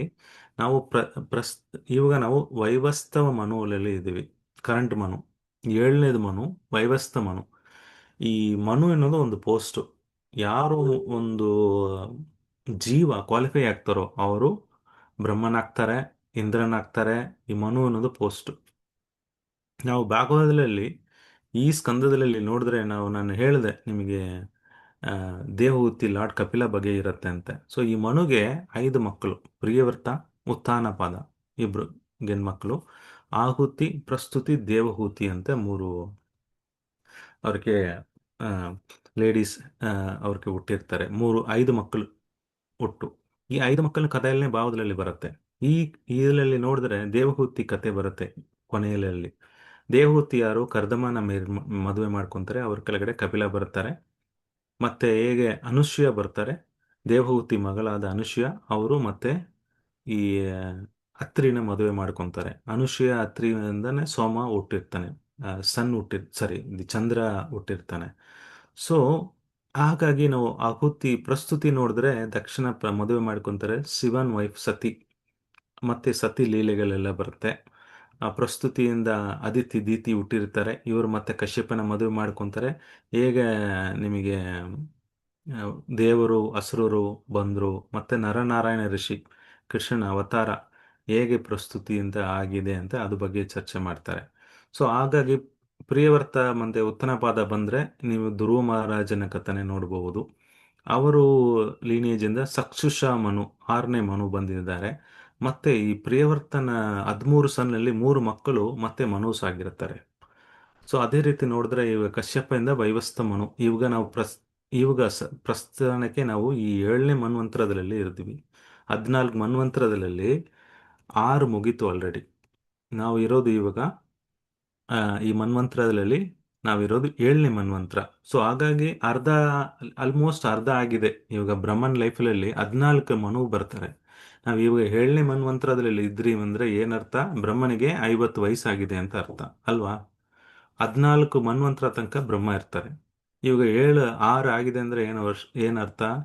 55 ವಯಸ್ಸ ಮುಗಿದಿದೆ. 51ನೇ ವಯಸ್ಸ ಸ್ಟಾರ್ಟ್ ಆಗಿದೆ ಬ್ರಹ್ಮನಿಗೆ. ಬೆಳಗ್ಗೆ 11 ಗಂಟೆ ಬ್ರಹ್ಮಕ್ಕೆ ಟೈಮ್ ಪ್ರಕಾರ.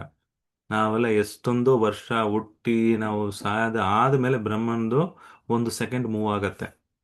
ಸೊ ಆ ರೀತಿ ಈ ಮನ್ವಂತರದಲ್ಲಿ ಏನಾಗತ್ತೆ ಅಂದ್ರೆ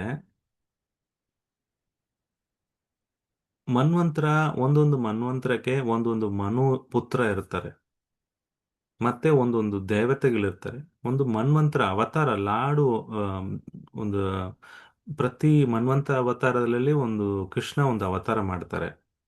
ಸೊ ಹಾಗಾಗಿ ನೋಡಿದ್ರೆ ಈ 71 ದಿವ್ಯಯುಗ ಇರುತ್ತಲ್ಲ, ಈ 71 ದಿವ್ಯಯುಗದಲ್ಲಿ ಒಂದೊಂದು ಸತ್ಯಯುಗ, ತ್ರೇತಾಯುಗ, 71 ಸತ್ಯಯುಗ ಇರುತ್ತೆ, 71 ತ್ರೇತಾಯುಗ ಇರುತ್ತೆ, 71 ದ್ವಾಪರ ಯುಗ ಇರುತ್ತೆ, 71 ಕಲಿಯುಗ ಇರುತ್ತೆ. ಎಲ್ಲ ಕಲಿಯುಗದಲ್ಲಿ ಕೃಷ್ಣ ಅವತಾರ ಮಾಡಲ್ಲ, ಎಲ್ಲ ದ್ವಾಪರ ಯುಗದಲ್ಲಿ ಕೃಷ್ಣ ಬರೋದಿಲ್ಲ. ಈ 28ನೇ ದಿವ್ಯ ಯುಗ ಬರುತ್ತಲ್ಲ, ಈ 71ರಲ್ಲಿ ಒಂದು ಒಂದು ಯುಗದಲ್ಲಿ ಮಾತ್ರ ಒಂದು ಮನ್ವಂತರದಲ್ಲಿ ಒಂದೇ ಒಂದು ಸಾರಿ ಕೃಷ್ಣ ಬರ್ತಾನೆ ಅವತಾರ. ಆ 71 ದಿವ್ಯಯುಗದಲ್ಲಿ ಎಷ್ಟೊಂದು ಕಲಿಯುಗ ಇರುತ್ತೆ, ಆ ಕಲಿಯುಗದಲ್ಲೆಲ್ಲ ಬರಲ್ಲ. ನಾವು ರೀಸೆಂಟಾಗಿ ಇವಾಗ ಕಲಿಯುಗ ಆಗಿದೆಯಲ್ಲ, 28ನೇ ಕಲಿಯುಗ, ಇವಾಗ 28ನೇ ಕಲಿಯುಗ ಆಗಿದೆ. ಇನ್ನು 71 ಈ ಮನ್ವಂತರದಲ್ಲಿ ಅರ್ಧ ಆಗಿದೆ, ಅರ್ಧನ ಆಗಿಲ್ಲ, 28 ಆಗಿದೆ, ಇನ್ನು ಉಳಿದಿರೋದು 71 ಆಗಬೇಕು. ಆ ಸಮಯದಲ್ಲಿ ಮಾತ್ರ ಕೃಷ್ಣ ಮತ್ತು ಚೈತನ್ಯ ಮಹಾಪ್ರಭುಗಳು ಬರ್ತಾರೆ. ನೋಡಿ ನಾವು ಎಷ್ಟು ಪುಣ್ಯವಂತರು ಅಂದ್ರೆ ಇವಾಗ ರೀಸೆಂಟ್ಲಿ 5000 ಇಯರ್ಸ್ಗೂ ಕೃಷ್ಣ ಹುಟ್ಟಿದ್ದಾನೆ. ಈ ಈ ಕಲ್ಪದಲ್ಲಿ, ಈ 28ನೇ ಕಲ್ಪದಲ್ಲಿ 7ನೇ ಮನ್ವಂತರದಲ್ಲಿ ಕೃಷ್ಣ ಬರ್ತಾನೆ.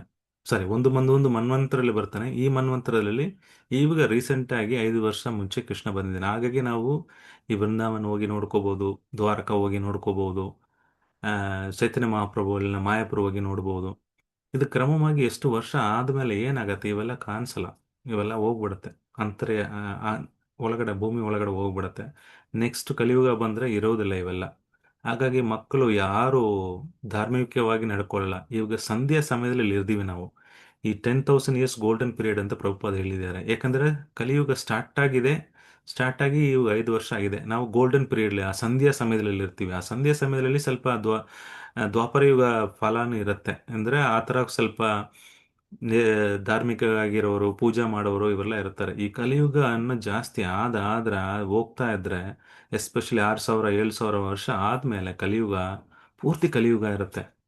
ಒಬ್ಬರನ್ನ ಕೊಳ್ಳೋದು, ಚೀಟಿಂಗ್ ಮಾಡೋದು, ಎಲ್ಲ ಕಲಿಯುಗ ಪ್ರಭಾವ ಬರುತ್ತೆ. ಇನ್ನು ಕಲಿಯುಗ ಪ್ರಭಾವ ಬಂದಿಲ್ಲ. ಇದಕ್ಕೆ ನಾವು ಇಷ್ಟು ಒದ್ದಾಡ್ತಾ ಇದೀವಿ. ಕಲಿಯುಗದಲ್ಲಿ ಚೀಟಿಂಗ್ ಮಾಡೋದು, ಮರ್ಡರ್ ಮಾಡೋದು, ಏನೇನು ಎಲ್ಲ ನಡೀತಾ ಇದೆ. ಇನ್ನು ಸಂಧ್ಯಾ ಕಾಲದಲ್ಲಿ ಈ ತರ ನಡೀತಾ ಇದ್ರೆ ಉಗ್ರವಾಗಿರತ್ತೆ ಕಲಿಯುಗ. ಉಗ್ರವಾಗಿರತ್ತೆ. ನಾವು ಅರ್ಥ ಮಾಡ್ಕೊಳ್ಳೋದು ಬಹಳ ಕಷ್ಟ.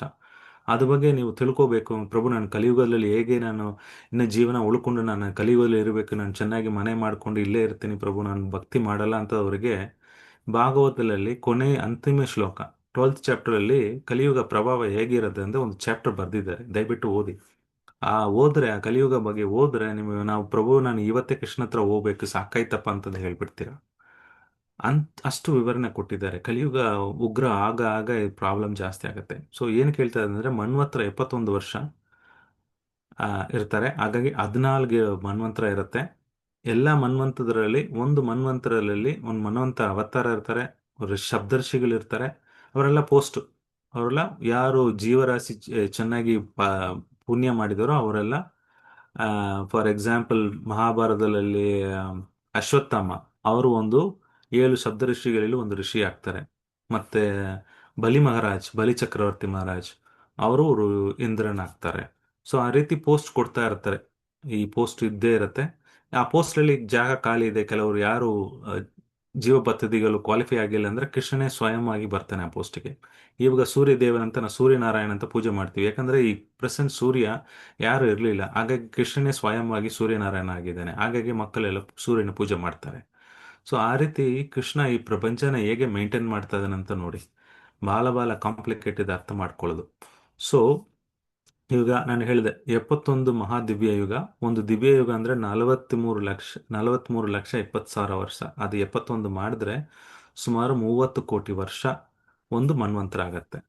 ಅದೇ ರೀತಿ 14 ಮಾಡಿದ್ರೆ ಆ, ಅದು ಒಂದು ಕಲ್ಪ, ಒಂದು ದಿವಸ ಆಗುತ್ತೆ. ಒಂದು ದಿವಸದಲ್ಲಿ ಬ್ರಹ್ಮನಿಗೆ 14 ಮನು ಬಂದು ಹೋಗ್ಬಿಟ್ಟು ಬರ್ತಾರೆ. ಒಂದು ದಿವಸ ಅದು, ಒಂದು ದಿವಸ ಅಂದ್ರೆ 12 ಅವರ್ಸ್, ಬರೀ 12 ಅವರ್ಸ್, ಅದು ಕಲ್ಪ ಅಂತ ಹೇಳ್ತೀವಿ. ಒಂದು ಕಲ್ಪ, ಒಂದು ದಿವಸದಲ್ಲಿ 14 ಮನ್ವಂತರ ಬರುತ್ತೆ. ಮತ್ತೆ ಸಂಧ್ಯಾಸ್ ಬರುತ್ತೆ. ಒಂದು ಮನು ಆದ್ಮೇಲೆ ನೆಕ್ಸ್ಟ್ ಮನು ಬರ್ಬೇಕಂದ್ರೂ ಸಂಧ್ಯಾ ಇರುತ್ತೆ. ಒಂದು ಯುಗ, ತ್ರೇತ ಯುಗ ಆದ್ಮೇಲೆನೂ ಒಂದು ಸಂಧ್ಯಾ ಬರುತ್ತೆ. ಆ ರೀತಿ ನೋಡಿದ್ರೆ ಒಂದು ಕಲ್ಪ ಏನಂದ್ರೆ ಒಂದು ದಿವಸ. ಬ್ರಹ್ಮನಿಗೆ ಒಂದು ದಿವಸನ ಕಲ್ಪ ಅಂತ ಕರಿತೀವಿ. ಈ ಕಲ್ಪ ಅಂದ್ರೆ ಏನಿರುತ್ತೆ, ಬರೀ 12 ಅವರ್ಸ್ ಓನ್ಲಿ. ಮಾರ್ನಿಂಗ್ 6 ಇಂದ ಸಂಜೆ ಈವ್ನಿಂಗ್ ತನಕ ಒಂದು ಕಲ್ಪ, ಮತ್ತೆ ನೈಟ್ಗೆ ಇನ್ನೊಂದು ಕಲ್ಪ. 2 ಕಲ್ಪ ಸೇರಿರೋದು ಬ್ರಹ್ಮಂದು ಒಂದು ದಿವಸ. ಅದೇ ರೀತಿ ಬ್ರಹ್ಮ 365 ದಿವಸ ಇರ್ತಾರೆ, ಮತ್ತೆ 100 ಸಂವತ್ಸರ ಇರ್ತಾರೆ. ಕ್ಯಾಲ್ಕುಲೇಟ್ ಮಾಡಕ್ ಆಗೋದಿಲ್ಲ ನಾವು ದಿವಸ. ಸೊ ಆ ರೀತಿ ಇದೆ. ಸೊ ಈ ಅದಕ್ಕೆ 4.32 ಬಿಲಿಯನ್, ಸುಮಾರು 4,320 ವರ್ಷ ಒಂದು ದಿವಸ ಬ್ರಹ್ಮನ್ ಏಜ್. ಒಂದು ದಿವಸ ಬ್ರಹ್ಮಲೋಕ ಹೋಗ್ಬಿಟ್ಟು ಬಂದ್ರೆ ನಮ್ಗೆ ಏಜ್ ಎಷ್ಟಾಗಿರತ್ತೆ? 4,320 ವರ್ಷಗಳಾಗಿರತ್ತೆ. 4.32 ಬಿಲಿಯನ್ ಇಯರ್ಸ್ ಒಂದು ದಿವಸ. 24 ಗಂಟೆ, ಬ್ರಹ್ಮಂದು 24 ಗಂಟೆ ಅಂದ್ರೆ ಅಷ್ಟು ಅಷ್ಟು ಕಾಂಪ್ಲಿಕೇಟ್ ಇದೆ ಇದು ಅರ್ಥ ಮಾಡ್ಕೊಳ್ಳೋದು. ಈಗ ಸ್ವಲ್ಪ ನಿಲ್ಲಿಸ್ತಿರ್ತೀನಿ. ಏನು ಅರ್ಥ ಆಗಿದೆ ನಾನು ಹೇಳೋದು? ಇಲ್ಲ ಕನ್ಫ್ಯೂಷನ್ ಆಗಿದೆಯಾ? ಇಲ್ಲ ಪ್ರಭುಜಿ, ಅರ್ಥ ಮಾಡ್ಕೊಳಕ್ ಟ್ರೈ ಮಾಡ್ತಾ ಇದ್ದೀನಿ. 4 ಯುಗಗಳಿದ್ದಾವೆ, ಅದು ಒಂದು ದಿವ್ಯ ಯುಗ ಅಂತ ಕರಿತೀವಿ. ಆ ಆ ರೀತಿ 71 ಯುಗ ಬಂದ್ರೆ ಒಂದ್ ಮನ್ವಂತರ. ಆ ಒಂದ್ ಮನ್ವಂತರ ಅದೇ ರೀತಿ 14 ಮನ್ವಂತರ ಆದ್ರೆ ಒಂದು ದಿವಸ ಬ್ರಹ್ಮ, ಅದು ಕಲ್ಪ. ಒಂದು ದಿವಸ ಬ್ರಹ್ಮ ಅಂತ ಕಲ್ಪ ಅಂತ ಹೇಳ್ತೀವಿ. ಕಲ್ಪ ಅಂದ್ರೆ ಅರ್ಧ ದಿವಸ, ಇನ್ಫ್ಯಾಕ್ಟ್ ಪೂರ್ತಿ ಇಲ್ಲ. ಎರಡು ಕಲ್ಪ ಆದ್ರೆ ಒಂದು ದಿವಸ ಬ್ರಹ್ಮಂದು. ಅದೇ ರೀತಿ ಬ್ರಹ್ಮ 100 ವರ್ಷ ಇರ್ತಾರೆ, 365 ದಿವಸ ಒಂದು ವರ್ಷಕ್ಕೆ.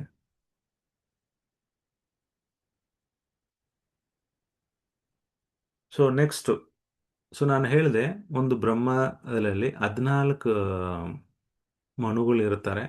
ನಾನು ತೋರಿಸಿದೆ. ಇವಾಗ ನಾವು 7ನೇ ಮನ್ವಂತರದಲ್ಲಿ ಇರಿದ್ದೀವಿ. ಒಂದೊಂದು ಮನ್ವಂತರದಲ್ಲಿ ಒಂದೊಂದು ಆಗಿರುತ್ತೆ. ಮತ್ತೆ ಅದರಲ್ಲಿ one day of Brahma 14 Manu plus 15 junction ಇರುತ್ತೆ. ಇದನ್ನ ಮಲ್ಟಿಪ್ಲೈ ಮಾಡಿದ್ರೆ 4.32 ಬಿಲಿಯನ್ ಇಯರ್ಸ್. ಒಂದು ಡೇ ಫುಲ್ ಬ್ರಹ್ಮ ಇರಬೇಕಂದ್ರೆ ಅದು 2 ಮಲ್ಟಿಪ್ಲೈ, ಅದು 12 ಅವರ್ಸ್ ಮಲ್ಟಿಪ್ಲೈ ಮಾಡಿದ್ರೆ 8.64 ಬಿಲಿಯನ್ ಇಯರ್ಸ್. ಸುಮಾರು ನಿಮಗೆ ನಾವು ಇಂಡಿಯನ್ ಪ್ರಕಾರ ಹೇಳ್ಬೇಕಂದ್ರೆ 8,640 ಕೋಟಿ ವರ್ಷ ಒಂದು ದಿವಸ ಬ್ರಹ್ಮ. ಎಷ್ಟು? 8,640 ಕೋಟಿ ವರ್ಷ. 8,640 ಕೋಟಿ ವರ್ಷ ಆದ್ರೆ ಒಂದು ದಿವಸ ಬ್ರಹ್ಮಂದು. ಆ ರೀತಿ ಅವರು 360 ದಿವಸ ಇರ್ತಾರೆ ಒಂದು ಸಂವತ್ಸರಕ್ಕೆ. ಮತ್ತೆ 100 ವರ್ಷ ಇರ್ತಾರೆ. ಅದು ಮಲ್ಟಿಪ್ಲೈ ಮಾಡಿ ಇಂಟು 360 ಇಂಟು 1000, 8,640 ಕೋಟಿನ ಮತ್ತೆ 360 ದಿವಸ ಮಲ್ಟಿಪ್ಲೈ ಮಾಡಿ ಇಂಟು ಮತ್ತೆ 100 ವರ್ಷ ಕಂಪ್ಲೀಟ್ ಮಾಡಿ. ಈ ಮಾಡೋಕ್ಕಾಗೋದಿಲ್ಲ. ಇದು 3,000, ಸಾರಿ 3,000 ಇಲ್ಲ, 30,100 ಕೋಟಿ ವರ್ಷಗಳು ಬ್ರಹ್ಮ ಇರ್ತಾರೆ. 311 ಟ್ರಿಲಿಯನ್ ಇಯರ್ಸ್ ಅಂತ ಹೇಳ್ತಾ ಇದ್ದಾರೆ. ಇದು ಬ್ರಹ್ಮನ ಜೀವನ. ಇಷ್ಟು ವರ್ಷ ಇರುತ್ತೆ. ನಾವು ಭಾಗದಲ್ಲಿ ಮೆಷರ್ ಮಾಡ್ತಾ ಇದ್ರೆ ನೋಡಿ, ಸಂವತ್ಸರದಿಂದ ಯುಗ, ಯುಗ ಎಂದ್ರ ಮನ್ವಂತರ, ಮನ್ವಂತರ ಇಂದ ಕಲ್ಪ, ಆ ಕಲ್ಪದ ಮೇಲೆ ಬ್ರಹ್ಮ ಲೈಫು. ಅಣು ಪರಮಾಣು ಮೊದಲನೇ ಶ್ಲೋಕದಲ್ಲಿ ಕೃಷ್ಣ 2 ಕೊಟ್ಟಿದ್ದಾರೆ. ಪೂರ್ತಿ ಸಂವತ್ಸರ, ಪೂರ್ತಿ ಲೈಫ್ ಟೈಮ್ ಈ ಎರ್ತ್ ಎಷ್ಟು ದಿವಸ ಇರುತ್ತೆ, ಎಷ್ಟು ದಿವಸ ಇರುತ್ತೆ ಅಂತ. ಇದರಲ್ಲಿ ಒಂದು ಬ್ಯೂಟಿ ನೋಡಿ, ಎಲ್ಲಿ ಇಟ್ಟಿದ್ದೀನಿ ಅಷ್ಟು. ಓಹೋ, ಓಕೆ. ಇದ್ರಲ್ಲಿ ನೋಡಿ, ನಿತ್ಯ ಪ್ರಳಯ ಅಂತ ಒಂದಿದೆ, ನಿತ್ಯ ಸೃಷ್ಟಿ ಅಂತ ಒಂದಿದೆ, ನೈಮಿತ್ತಿಕ ಸೃಷ್ಟಿ ಅಂತ ಒಂದಿದೆ, ನೈಮಿತ್ತಿಕ ಪ್ರಳಯ ಅಂತ ಒಂದಿದೆ. ಆಮೇಲೆ ಆ, ಪ್ರಾಕೃತಿಕ ಸೃಷ್ಟಿ ಅಂತ ಇದೆ, ಪ್ರಾಕೃತಿಕ ಪ್ರಳಯ ಅಂತ ಇದೆ. ಏನಪ್ಪ ಇದು, ಎಷ್ಟೊಂದು ಪ್ರಳಯ ಇದೆ, ಎಷ್ಟೊಂದು ಸೃಷ್ಟಿ ಅಂತ ಹೇಳ್ತಾ ಇದ್ದೀರಿ, ಏನಪ್ಪ ಅಂದ್ರೆ, ಮೊದಲೇದು ನೈಮಿತ್ತಿಕ ಸೃಷ್ಟಿ ಅಂದ್ರೆ, ನೈಮಿತ್ತಿಕ ಪ್ರಳಯ ಅಂದ್ರೆ ಏನಂತ ನೋಡೋಣ. ಈ ನೈಮಿತ್ತಿಕ ಸೃಷ್ಟಿ ಅಂದ್ರೆ ಬ್ರಹ್ಮ ಜೀವನದಲ್ಲಿ ಪ್ರತಿ ದಿವಸ, ಒಂದು ಕಲ್ಪ ಅಂದ್ರೆ ಒಂದು ದಿವಸ ಬ್ರಹ್ಮ, ಪ್ರತಿ ದಿವಸ ಸೃಷ್ಟಿ ಆಗತ್ತೆ. ನೈಟ್ಲಲ್ಲಿ ಎಲ್ಲ ಮತ್ತೆ ಪ್ರಳಯ ಆಗತ್ತೆ. ಇದು ಪಾರ್ಷಿಯಲ್ ಪ್ರಳಯ, ಪಾರ್ಷಿಯಲ್ ಸೃಷ್ಟಿ ಅಂತ ಹೇಳ್ತೀವಿ. 14 ಪ್ಲಾನೆಟರಿ ಸಿಸ್ಟಮ್ ಇದೆಯಲ್ಲ, ಅದರಲ್ಲಿ ಬ್ರಹ್ಮಲೋಕ ಬಿಟ್ಟು ಉಳಿದಿರೋದೆಲ್ಲ ಮಲಗುವಾಗ, ಬ್ರಹ್ಮ ಮಲಗುವಾಗ ಎಲ್ಲ ಚಂದ್ರ ಸೂರ್ಯ ಕಾಂತಿ ಎಲ್ಲ ಇರಲ್ಲ, ಎಲ್ಲ ಫುಲ್ ಡಾರ್ಕ್ ಆಗಿರುತ್ತೆ. ಮತ್ತೆ ನೀರು ಬೆಂಕಿ ಎಲ್ಲ ಆಗಿ ಎಲ್ಲ ಸುಟ್ಟು ಬೂದಿ ಆಗಿರುತ್ತೆ ಈ ಲೋಕಗಳು. ಬ್ರಹ್ಮಲೋಕ ಬಿಟ್ಟು ಟಾಪ್ ಮೋಸ್ಟ್ ಇರೋದು ಬ್ರಹ್ಮಲೋಕ, ಅದು ಬಿಟ್ಟು ಕೆಳಗಡೆ ಇರೋದು 14ರಲ್ಲಿ 13 ಲೋಕಗಳು ಎಲ್ಲ ನೈಮಿತ್ತಿಕ ಪ್ರಳಯ ಆಗುತ್ತೆ. ಪ್ರತಿನಿತ್ಯ ಬ್ರಹ್ಮ ಎದ್ದೇಳೋದು ಮತ್ತೆ ಸೃಷ್ಟಿ ಮಾಡೋದು ಅವ್ರ ಕೆಲಸನೇ ಇದೆ. ಬೆಳಗ್ಗೆ ಎದ್ದೇಳ್ತಾರೆ, ಒಂದು ಸೃಷ್ಟಿ ಮಾಡ್ತಾರೆ, ಮತ್ತೆ ನೈಟು ಎಲ್ಲ ಎಲ್ಲ ಡೆವಸ್ಟೇಷನ್ ಆಗಿರುತ್ತೆ, ಪ್ರಳಯ ಬಂದಿರುತ್ತೆ. ಮತ್ತೆ ನೆಕ್ಸ್ಟ್ ಡೇ ಎದ್ದೇಳೋದು, ಬ್ರಹ್ಮ ಸೃಷ್ಟಿ ಮಾಡ್ತಾರೆ, ಮತ್ತೆ ಸೃಷ್ಟಿ ಮಾಡ್ತಾರೆ, ಪ್ರಳಯವಾಗತ್ತೆ, ಮತ್ತೆ ನೈಟ್ ಟೈಮ್ನಲ್ಲಿ ಮತ್ತೆ ಪ್ರಳಯ ಮಾಡ್ತಾರೆ. ಪ್ರತಿನಿತ್ಯ ಮಾಡ್ತಾರೆ, ಬ್ರಹ್ಮನ ಕೆಲಸನೇ ಇದ್ದಾನೆ, ಪ್ರತಿನಿತ್ಯ ಸೃಷ್ಟಿ ಮಾಡೋದು ಅವರಿಗೆ. ಅದು ನೈಮಿತ್ತಿಕ ಪ್ರಳಯ ಅಂತ ಹೇಳ್ತೀವಿ. ಇವು ಏನು ಕನ್ಫ್ಯೂಷನ್ ಇದೆಯಾ? ಅರ್ಥ ಆಯ್ತಾ ನಾನು ಹೇಳೋದು? ಬ್ರಹ್ಮಲೋಕ ಬಿಟ್ಟು 14 ಲೋಕಗಳಲ್ಲಿ ಒಂದು ಲೋಕ ಬಿಟ್ಟು ಉಳಿದಿರೋದೆಲ್ಲ ಬ್ರಹ್ಮ ನೈಟ್ ಸಮಯದಲ್ಲಿ. ಕೆಲವು ಟೈಮ್ ಏನಾಗುತ್ತೆ, ಈ ರಾಕ್ಷಸರು ಬ್ರಹ್ಮ ಆ ಸೃಷ್ಟಿ ಮಾಡ್ತಾರಲ್ಲ ಬುಕ್, ಕೆಲವು ಟೈಮ್ ತೊಗೊಂಡು ಹೋಗ್ಬಿಡ್ತಾರೆ. ಮತ್ತೆ ಐಗಿರಿವ ಬಂದು ಆ ವೇದಗಳ ಬಗ್ಗೆ ಹೇಳ್ಕೊಡ್ತಾರೆ. ಕೆಲವು ಟೈಮ್ ಮರ್ತೋಗಿರುತ್ತೆ, ಕೃಷ್ಣನೇ ಬಂದು ಸ್ವಯಂವಾಗಿ ಹೇಳ್ಕೊಡ್ತಾರೆ ಹೇಗೆ ಸೃಷ್ಟಿ ಮಾಡೋದು ಅಂತ. ಗೊತ್ತಿರುತ್ತೆ ಸ್ವಲ್ಪ, ಕೆಲವೆಲ್ಲ ಗೊತ್ತಿರಲ್ಲ. ಮತ್ತೆ ಪ್ರತಿನಿತ್ಯ ಬ್ರಹ್ಮ ಪ್ರೇ ಮಾಡ್ತಾರೆ, ಓ ಕೃಷ್ಣ ನನಗೆ ಹೇಳ್ಕೊಡು ಅಂತ. ಸಮಯದಲ್ಲಿ ಗುಹಿಯಾ ಪ್ರೇಯರ್ಸ್ ಅಂತ ಬರುತ್ತೆ, ಸ್ವಾನ್ ಬರುತ್ತೆ, ಅವ್ರು ಹೇಳ್ಕೊಡ್ತಾರೆ. ಸೊ ಆ ರೀತಿ ಪ್ರತಿನಿತ್ಯ ಏನೋ ಒಂದು ಆಗ್ತಾ ಇರುತ್ತೆ, ಬ್ರಹ್ಮ ಸೃಷ್ಟಿ ಮಾಡ್ತಾ ಇರ್ತಾರೆ ಪ್ರತಿ ದಿವಸ. ಅದು ನೈಮಿತ್ತಿಕ ಪ್ರಳಯ, ನೈಮಿತ್ತಿಕ ಸೃಷ್ಟಿ. ಬೆಳಗ್ಗೆ ಎದ್ದೇಳೋದು, ಸೃಷ್ಟಿ ಮಾಡೋದು. ಉಳಿದಿರೋ 13 ಪ್ಲಾನೆಟರಿ ಸಿಸ್ಟಮ್, ಅದಕ್ಕೆ ನೈಮಿತ್ತಿಕ ಸೃಷ್ಟಿ ಅಂತ ಹೇಳ್ತೀವಿ. ಅವ್ರು ಮತ್ತೆ ನೈಟ್ಲಲ್ಲಿ ಇವೆಲ್ಲ ಪ್ರಳಯ ಆಗಿ ಹೋಗ್ಬಿಡುತ್ತೆ. ಆಮೇಲೆ ಅಲ್ಲಿ ಸಂಧ್ಯಾ ಕಾಲ ಇರುತ್ತೆ, ಆದ್ಮೇಲೆ ಮತ್ತೆ ಬೆಳಗ್ಗೆ ಎದ್ದಿದ ತಕ್ಷಣ ಮತ್ತೆ ಹೋಗ್ತಾರೆ. ನಾವು ಮೇಲ್ಗಡೆ ಪ್ರಾಕೃತಿಕ ಸೃಷ್ಟಿ, ಪ್ರಾಕೃತಿಕ ಪ್ರಳಯ ಏನಂದ್ರೆ ಫುಲ್ ಡೆವಾಸ್ಟೇಷನ್. ಈ ಪಾರ್ಶ್ವ ಪ್ರಳಯದಲ್ಲಿ ಏನಾಗತ್ತೆ, 13 ಲೋಕಗಳು ಹೋಗಿರತ್ತೆ, ಒಂದೇ ಒಂದು ಲೋಕ ಉಳಿದಿರತ್ತೆ. ಬ್ರಹ್ಮ ಜೀವನ ಆದ್ಮೇಲೆ, ಬ್ರಹ್ಮಂದು ಪೂರ್ತಿ ಲೈಫ್ 100 ವರ್ಷ ಆದ್ಮೇಲೆ ಮಹಾಪ್ರಳಯ ಆಗತ್ತೆ. ಆ ಪ್ರಳಯದಲ್ಲಿ ಪೂರ್ತಿ ಎಲ್ಲ ಈ ಇಡೀ ಅಂಡ ಎಲ್ಲ ವಿಷ್ಣು ಹೊಟ್ಟೆ ಒಳಗಡೆ ಹೋಗ್ಬಿಡತ್ತೆ. ನಾನು ನೋಡಿದ್ದೀನಿ ಆ ಪಿಕ್ಚರ್ ಇದೆಯಾ ಅಂತ. ನೋಡಿ ಇವಾಗ ಈ ನಮ್ಮ ಮಹಾವಿಷ್ಣು ಬಾಡಿನ ದೇಹದಿಂದ ಒಂದು ಬ್ರಹ್ಮಾಂಡ ಬರ್ತಾ ಇದೆ. ಈ ಮಹಾಪ್ರಳಯ ಆದ್ಮೇಲೆ ಏನಾಗುತ್ತೆ, ಎಲ್ಲ ಅಂಡಗಳು ಕೃಷ್ಣ ವಿಷ್ಣು ಹೊಟ್ಟೆ ಒಳಗಡೆ ಹೋಗ್ಬಿಡುತ್ತೆ. ಅದು ಪ್ರಾಕೃತಿಕ ಪ್ರಳಯ, ಫುಲ್ ಡೆವಾಸ್ಟೇಷನ್. ಯಾವುದೂ ಇರಲ್ಲ, ಈ ಪ್ರಪಂಚನೇ ಇರಲ್ಲ, ಎಲ್ಲ ಮಹಾವಿಷ್ಣು ಹೊಟ್ಟೆ ಒಳಗಡೆ ಹೋಗಿರುತ್ತೆ. ಆಮೇಲೆ ಮತ್ತೆ ಅದನ್ನು ಸೃಷ್ಟಿ ಮಾಡ್ತಾರೆ ಮಹಾವಿಷ್ಣು ಸ್ವಲ್ಪ ಸಮಯ ಆದಮೇಲೆ. ಮತ್ತೆ ಬ್ರಹ್ಮ ಗರ್ಭದಕ್ಷ ವಿಷ್ಣು ಮುಖಾಂತರ ಮತ್ತೆ ಬ್ರಹ್ಮ ಬರ್ತಾರೆ. ಬ್ರಹ್ಮ 100 ವರ್ಷ ಇರ್ತಾರೆ. ಪ್ರತಿ ದಿವಸ 365 ಡೇಸ್ ಇನ್ ಇಯರ್ ಇರ್ತಾರೆ. ಮತ್ತೆ ಪ್ರತಿ ದಿವಸ ಅವರು ಈ ಸೃಷ್ಟಿ ಮಾಡ್ತಾ ಇರ್ತಾರೆ. ಪಾರ್ಷಿಯಲ್ ಪ್ರಳಯ ಆಗತ್ತೆ. ಆ, ಬ್ರಹ್ಮಲೋಕ ಬಿಟ್ಟು ಉಳಿದಿರೋದೆಲ್ಲ ಒಳ್ಳೆ ಜನಗಳು ಯಾರಿದಾರೋ ಭಕ್ತರು, ಅವ್ರು ಮಾತ್ರ ಬ್ರಹ್ಮಲೋಕದಲ್ಲಿ ಹೋಗಿ ಉಳ್ಕೊಂತಾರೆ. ಉಳಿದಿರೋದೆಲ್ಲ ನಾಶ ಆಗತ್ತೆ, ಮತ್ತೆ ಸೃಷ್ಟಿ ಆಗತ್ತೆ. ಬ್ರಹ್ಮ ಪ್ರತಿ ದಿವಸ ಸೃಷ್ಟಿ ಮಾಡ್ತಾ ಇರ್ತಾರೆ. ಇವಾಗ ನಿತ್ಯ ಸೃಷ್ಟಿ, ನಿತ್ಯ ಪ್ರಳಯ ಅಂತ ಹೇಳಿದ್ದೀನಪ್ಪ, ಅದು ಏನು ಅಂದ್ರೆ, ನಾವು ಇವಾಗ ನನಗೆ ಸುಮಾರು ಒಂದು 50 ವರ್ಷ ಆಗಿದೆ ಅಂತ ಇಟ್ಕೊಳ್ಳಿ. ನಾನು ಚಿಕ್ಕ ಹುಡುಗನಾಗಿರುವಾಗ ಇದೇ ದೇಹದಲ್ಲಿ ಇಲ್ಲ ನಾನು. ಆ ಫೋಟೋ ನೋಡಿದ್ರೆ, ಓ ನೀವು, ನನಗೆ ಗೊತ್ತಿಡಕ್ಕೆ ಆಗ್ತಾ ಇಲ್ಲ ಪ್ರಭು, ಇಷ್ಟಿದೆ, ಚಿಕ್ಕ ಫೋಟೋ ಇರುತ್ತೆ. ಬದಲಾವಣೆ ಆಗುತ್ತಾ ಇರುತ್ತೆ ನಮ್ಮ ದೇಹ, ಪ್ರತಿನಿತ್ಯ ಬದಲಾವಣೆ ಆಗುತ್ತೆ. ಒಂದೊಂದು ಸೆಕೆಂಡಕ್ಕೆ ಒಂದು ಅಣು ಹೊಸದು ಬರ್ತಾ ಇದೆ, ಹಳೇದು ಹೋಗ್ತಾ ಇರುತ್ತೆ. ಹಾಗೆ ನಮ್ಮ ದೇಹದಲ್ಲಿ ಬದಲಾವಣೆ ಆಗ್ತಾ ಇರುತ್ತೆ. ನಾನು ಈಗಲೇ ಒಂದು 9 ವಯಸ್ಸಲ್ಲಿ ಹೇಗೆ ಇರ್ತೀನಿ ಅಂದರೆ ಆರ್ಟಿಫಿಷಿಯಲ್ ನೋಡ್ಕೋಬೋದು. ಸೊ ಆ ರೀತಿ 9 ವರ್ಷ ಆದಮೇಲೆ ನನ್ನ ದೇಹ ಡಿಫ್ರೆಂಟ್ ಆಗಿರುತ್ತೆ, 90 ವರ್ಷ ಆದಮೇಲೆ.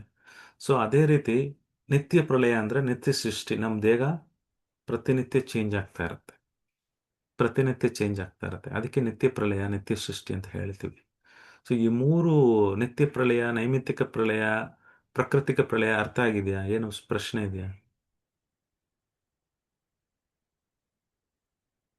ಹಾ ಎಸ್ ಪ್ರಭುಜಿ, ಅರ್ಥ ಆಗಿದೆ. ಎಷ್ಟು ಅರ್ಥ ಆಗಿದೆ ಅಂತ ಹೇಳ್ತಾ ಇದ್ದೀರಾ. ಸೊ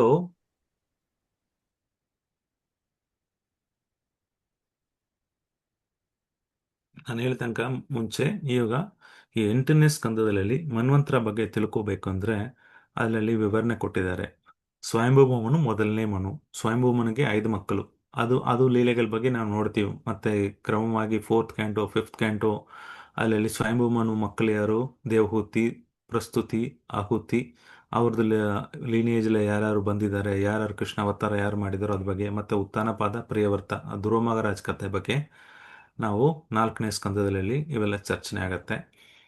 ಸವರೋಚ್ಛಿಸ ಅಂತ ಒಬ್ಬರು ಇದ್ದಾರೆ, 2ನೇ ಮನು. 3ನೇದು ಉತ್ತಮ ಅಂತ, ಸನ್ ಆಫ್ ಪ್ರಿಯವರ್ತ. ಅವರು ಪ್ರಿಯವರ್ತ ಮಕ್ಕಳು 3 ಇದ್ರು, ಅವರೇ 3 ಮನುಗಳಾದರು. ತಮಸ ಮತ್ತೆ ರೈವತ್ತ ಅಂತ, ಇವ್ ತಮಸ ಬ್ರದರ್. ಇವರೆಲ್ಲ 3 ಜನ ಉತ್ತಮ ಇವರಿಗೆ ಹುಟ್ಟಿರೋರು, ಪ್ರಿಯವರ್ತಕ್ಕೆ. ಅವರು 3. ಮತ್ತೆ ಚಕ್ಷುಷ ಅಂತ 6ನೇ ಮನು. ಅವ್ರ ಮಕ್ಕಳು ಯಾರ್ಯಾರು ಹುಟ್ಟಿದ್ದಾರೆ, ಅವರಲ್ಲಿ ಯಾರು ಬಂದಿದ್ದಾರೆ. ಒಂದೊಂದು ಮನುಕ್ಕೆ ಕೃಷ್ಣ ಒಂದು ಅವತಾರ ತಗೊಂತಾನೆ, ಮನ್ವಂತರ ಅವತಾರ ಅಂತ ಹೇಳ್ತೀವಿ. ಒಂದು ಯುಗಕ್ಕೆ ಕೃಷ್ಣ ಅವತಾರ ಮಾಡ್ತಾನೆ. ನೋಡಿ, ಕೃಷ್ಣ ನಮ್ಮನ್ನ ಹಂಗೆ ಬಿಟ್ಟಿಲ್ಲ. ಒಂದು ಕಲಿಯುಗಕ್ಕೆ ಒಂದು ಅವತಾರ. ಯುಗ ಚೈತನ್ಯ ಮಹಾಪ್ರಭುಗ ಅವತಾರ ಕಲಿಯುಗ. ದ್ವಾಪರ ಯುಗದಲ್ಲಿ ಕೃಷ್ಣ ಅವತಾರ, ತ್ರೇತ ಯುಗದಲ್ಲಿ ರಾಮ ಅವತಾರ, ಸತ್ಯಯುಗದಲ್ಲಿ ನರಸಿಂಹ ಅವತಾರ ಇರಲಿ. ಸೊ ಈ 10 ಅವತಾರಗಳು ಮಾಡ್ತಾ ಇರ್ತಾರೆ. ಯುಗ ಅವತಾರ ಮಾಡ್ತಾರೆ. ಮತ್ತೆ ಮನ್ವಂತರದಲ್ಲಿ ಮನ್ವಂತರ ಅವತಾರ ಅಂತ ಮಾಡ್ತಾರೆ. ನೋಡಿ ಎಷ್ಟು ಅನುಕೂಲ ಮಾಡ್ತಾ ಇದಾರೆ ಕೃಷ್ಣ, ಎಷ್ಟು ನಮಗೆ ಹೆಲ್ಪ್ ಮಾಡ್ತಾ ಇದಾರೆ ನೋಡಿ. ಒಂದೊಂದು ಸಾರಿ ಅವತಾರ ತಗೊಂಡು ನಮಗೆ ರಕ್ಷಣೆ ಮಾಡ್ತಾ ಇದ್ದಾರೆ. ಹಂಗೆ ಸುಮ್ಮನೆ ಬಿಟ್ಬಿಡೋದಿಲ್ಲ. ಕೃಷ್ಣ ಸೃಷ್ಟಿ ಮಾಡಿಬಿಟ್ಟು, ಮತ್ತೆ ಸೃಷ್ಟಿ ಮಾಡೋಕ್ಕೆ, ಬ್ರಹ್ಮನ ಸೃಷ್ಟಿ ಮಾಡೋಕ್ಕೆ ಮತ್ತೆ ಮಹಾವಿಷ್ಣು, ಗರ್ಭೋದಕ್ಷ ವಿಷ್ಣು, ಶಿರೋದಕ್ಷ ವಿಷ್ಣು ಅಂತ ಬಂದು ಹೆಲ್ಪ್ ಮಾಡ್ತಾರೆ. ಇದು ಬಿಟ್ಟು ಎಷ್ಟೊಂದು ಲಕ್ಷಾಂತರ ಅವತಾರಗಳು ತಗೊಂತಾರೆ. ಅದು ಭಾಗವತದಲ್ಲಿ ವಿವರಣೆ ಬಂದಿದೆ. ಸುಮಾರು 23-24 ಅವತಾರಗಳ ಬಗ್ಗೆ ನೀವು ನೋಡಿರ್ತೀರ. ಹಿಂದಿನ ಚಾಪ್ಟರ್ನಲ್ಲಿ, 2ನೇ ಸ್ಕಂದದಲ್ಲಿ, 1ನೇ ಸ್ಕಂದದಲ್ಲಿ ನಾವುಗಲ್ಲ, ಯಾವುದು ಸ್ಕಂದದಲ್ಲಿ ಅವತಾರಗಳ ಬಗ್ಗೆ ನೀವು ನೋಡಿರ್ತೀರ. ಸೊ ಆ ರೀತಿ ಕೃಷ್ಣ ಎಷ್ಟೊಂದು ನಮಗೆ ಪ್ರಯತ್ನ ಮಾಡ್ತಾ ಇದ್ದಾರೆ. ಸಮಯ ಎಷ್ಟಾಗಿದೆ? ಆಲ್ರೆಡಿ ಸಮಯ ಆಗಿದೆ. ಓಕೆ, ಮುಗಿಸ್ತೀನಿ ಕ್ವಿಕ್ ಆಗಿ. ಸೊ ಏನಪ್ಪ ಅಂದ್ರೆ, ಇವೆಲ್ಲ ಸೃಷ್ಟಿ ಆಗ್ತಾ ಇದೆಯಲ್ಲ, ಇದು ಒಂದು ಕ್ಷಣ. ಯಾರಿಗೆ? ಕೃಷ್ಣನಿಗೆ. ಬ್ರಹ್ಮ ಇಷ್ಟೊಂದು ಸಮಕ್ಷರಗಳು ಇದಾರಲ್ಲ, ಬ್ರಹ್ಮ ಇರೋದು ಸುಮಾರು 311 ಟ್ರಿಲಿಯನ್ ಇಯರ್ಸ್, 30,000 ಕಲ್ಪ. 30,000 ಕಲ್ಪ ಅಂದ್ರೆ ಏನು ಹೇಳೋದು, ಸತ್ಯತ್ರೋಪ ಯುಗ ಕಲಿಯುಗ ಆ ಥರ 30,000 ಕಲ್ಪ ಆದರೆ ಬ್ರಹ್ಮಂದು ಲೈಫು. ಅದು ಒಂದು ಕ್ಷಣ ಕೃಷ್ಣನಿಗೆ. ಕೃಷ್ಣ ಒಂದ್ಸಾರಿ ಶ್ವಾಸ ಬಿಟ್ಟು ಶ್ವಾಸ ತಗೊಂಡ್ರೆ ಸೃಷ್ಟಿ ಆಗತ್ತೆ. ಶ್ವಾಸ ಬಿಟ್ಟರೆ ಸೃಷ್ಟಿ ಆಗತ್ತೆ. ಶ್ವಾಸ ತಗೊಂಡ್ರೆ ಅಲ್ಲ ಹೊಟ್ಟೆ ಒಳಗಡೆ ಹೋಗ್ಬಿಡುತ್ತೆ. ಈ ಒಂದು ಶ್ವಾಸದಲ್ಲಿ ಬ್ರಹ್ಮಗಳು ಹುಟ್ಟಿ ಎಷ್ಟೊಂದು 14 ಕಲ್ಪದ ಅಷ್ಟೊಂದು ಮನ್ವಂತರಲಾಗಿ 71 ವರ್ಷ ದಿವ್ಯರಾಗಿ, ಆ ದಿವ್ಯ ಯುಗದಲ್ಲಿ ಎಷ್ಟೊಂದು ಕೋಟ್ಯಾಂತರ ಜನಗಳು ಹುಟ್ಟಿ ಸಾಯ್ದು ಒಂದ್ಸಾರಿ ಕೃಷ್ಣ ಬ್ರೀತ್ ಮಾಡಿದ್ರೆ ಕೃಷ್ಣನಿಗೆ ಈ ಸೃಷ್ಟಿ ಪ್ರಳಯ ಎಲ್ಲ ಆಗ್ಬಿಡುತ್ತೆ ಒಂದೇ ಬ್ರೀತ್ನಲ್ಲಿ. ಒಂದ್ಸಾರಿ ಶ್ವಾಸ ಬಿಟ್ರೆ ಮತ್ತೆ ಶ್ವಾಸ ಬಿಡಕ್ಕೆ ಎಷ್ಟೊಂದೋ ವರ್ಷ ಆಗತ್ತೆ. ನಾವು ಲೆಕ್ಕ ಇಡಕ್ಕಾಗೋದಿಲ್ಲ. ಇಮಿಡಿಯೇಟ್ ಆಗಿ ಶ್ವಾಸ ನಾವು ಬಿಡ್ತೀವಲ್ಲ, 1 ಸೆಕೆಂಡ್ಗೆ ಒಂದ್ಸಾರಿ ಬಿಡೋದಿಲ್ಲ ವಿಷ್ಣು. ಒಂದ್ಸಾರಿ ಶ್ವಾಸ ಬಿಟ್ರೆ ಈ ಸೃಷ್ಟಿ ಆಗತ್ತೆ. ಮತ್ತೆ ಒಂದ್ಸಾರಿ ಶ್ವಾಸ ತಗೊಂಡ್ರೆ ಎಷ್ಟೊಂದು ವರ್ಷ ಆದ್ಮೇಲೆ ಮತ್ತೆ ಶ್ವಾಸ ಬಿಡ್ತಾರೆ. ಹಾಗಾಗಿ ಕೃಷ್ಣನ ಟೈಮನ್ನ ಹಿಡಿಯಕ್ಕಾಗಲ್ಲ. ಇದು ಏನಪ್ಪಾ ಅಂದ್ರೆ, ನಾವು ಕೃಷ್ಣನ್ ಲೋಕ ಹೋದ್ರೆ ಆ ಕೃಷ್ಣನ್ ಲೋಕದಲ್ಲಿ ಈ ಸಮಯ ಅನ್ನೋದು ಇಲ್ಲ. ಅಲ್ಲಿ ಎಲ್ಲಿ ಸಮಯ ಅಂತ ಇದೆಯೋ, ಕಾಲ ಅಂತ ಇದೆಯೋ, ಅಲ್ಲಿ ಸೃಷ್ಟಿ ಆಗತ್ತೆ, ಪ್ರಳಯ ಆಗತ್ತೆ. ಕಾಲಶಕ್ತಿ ಯಾವಾಗ ಈ ಪ್ರಪಂಚದಲ್ಲಿ ವಿಷ್ಣುವಿಂದ ಬರುತ್ತೋ, ಬಂದ ತಕ್ಷಣ ನಮಗೆ ಆಯುಸ್ಸು ಸ್ಟಾರ್ಟ್ ಆಗತ್ತೆ.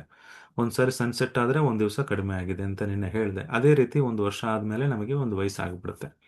ಈ ಕಾಲಶಕ್ತಿ ಇರೋರಕ್ಕೆ ಪ್ರಳಯ, ನೈಮಿತ್ತಿಕ ಪ್ರಳಯ, ನೈಮಿತ್ಯ ಸೃಷ್ಟಿ ಆಗ್ತಾ ಇರುತ್ತೆ. ಇದು ಆಗ್ತಾ ಇರುತ್ತೆ.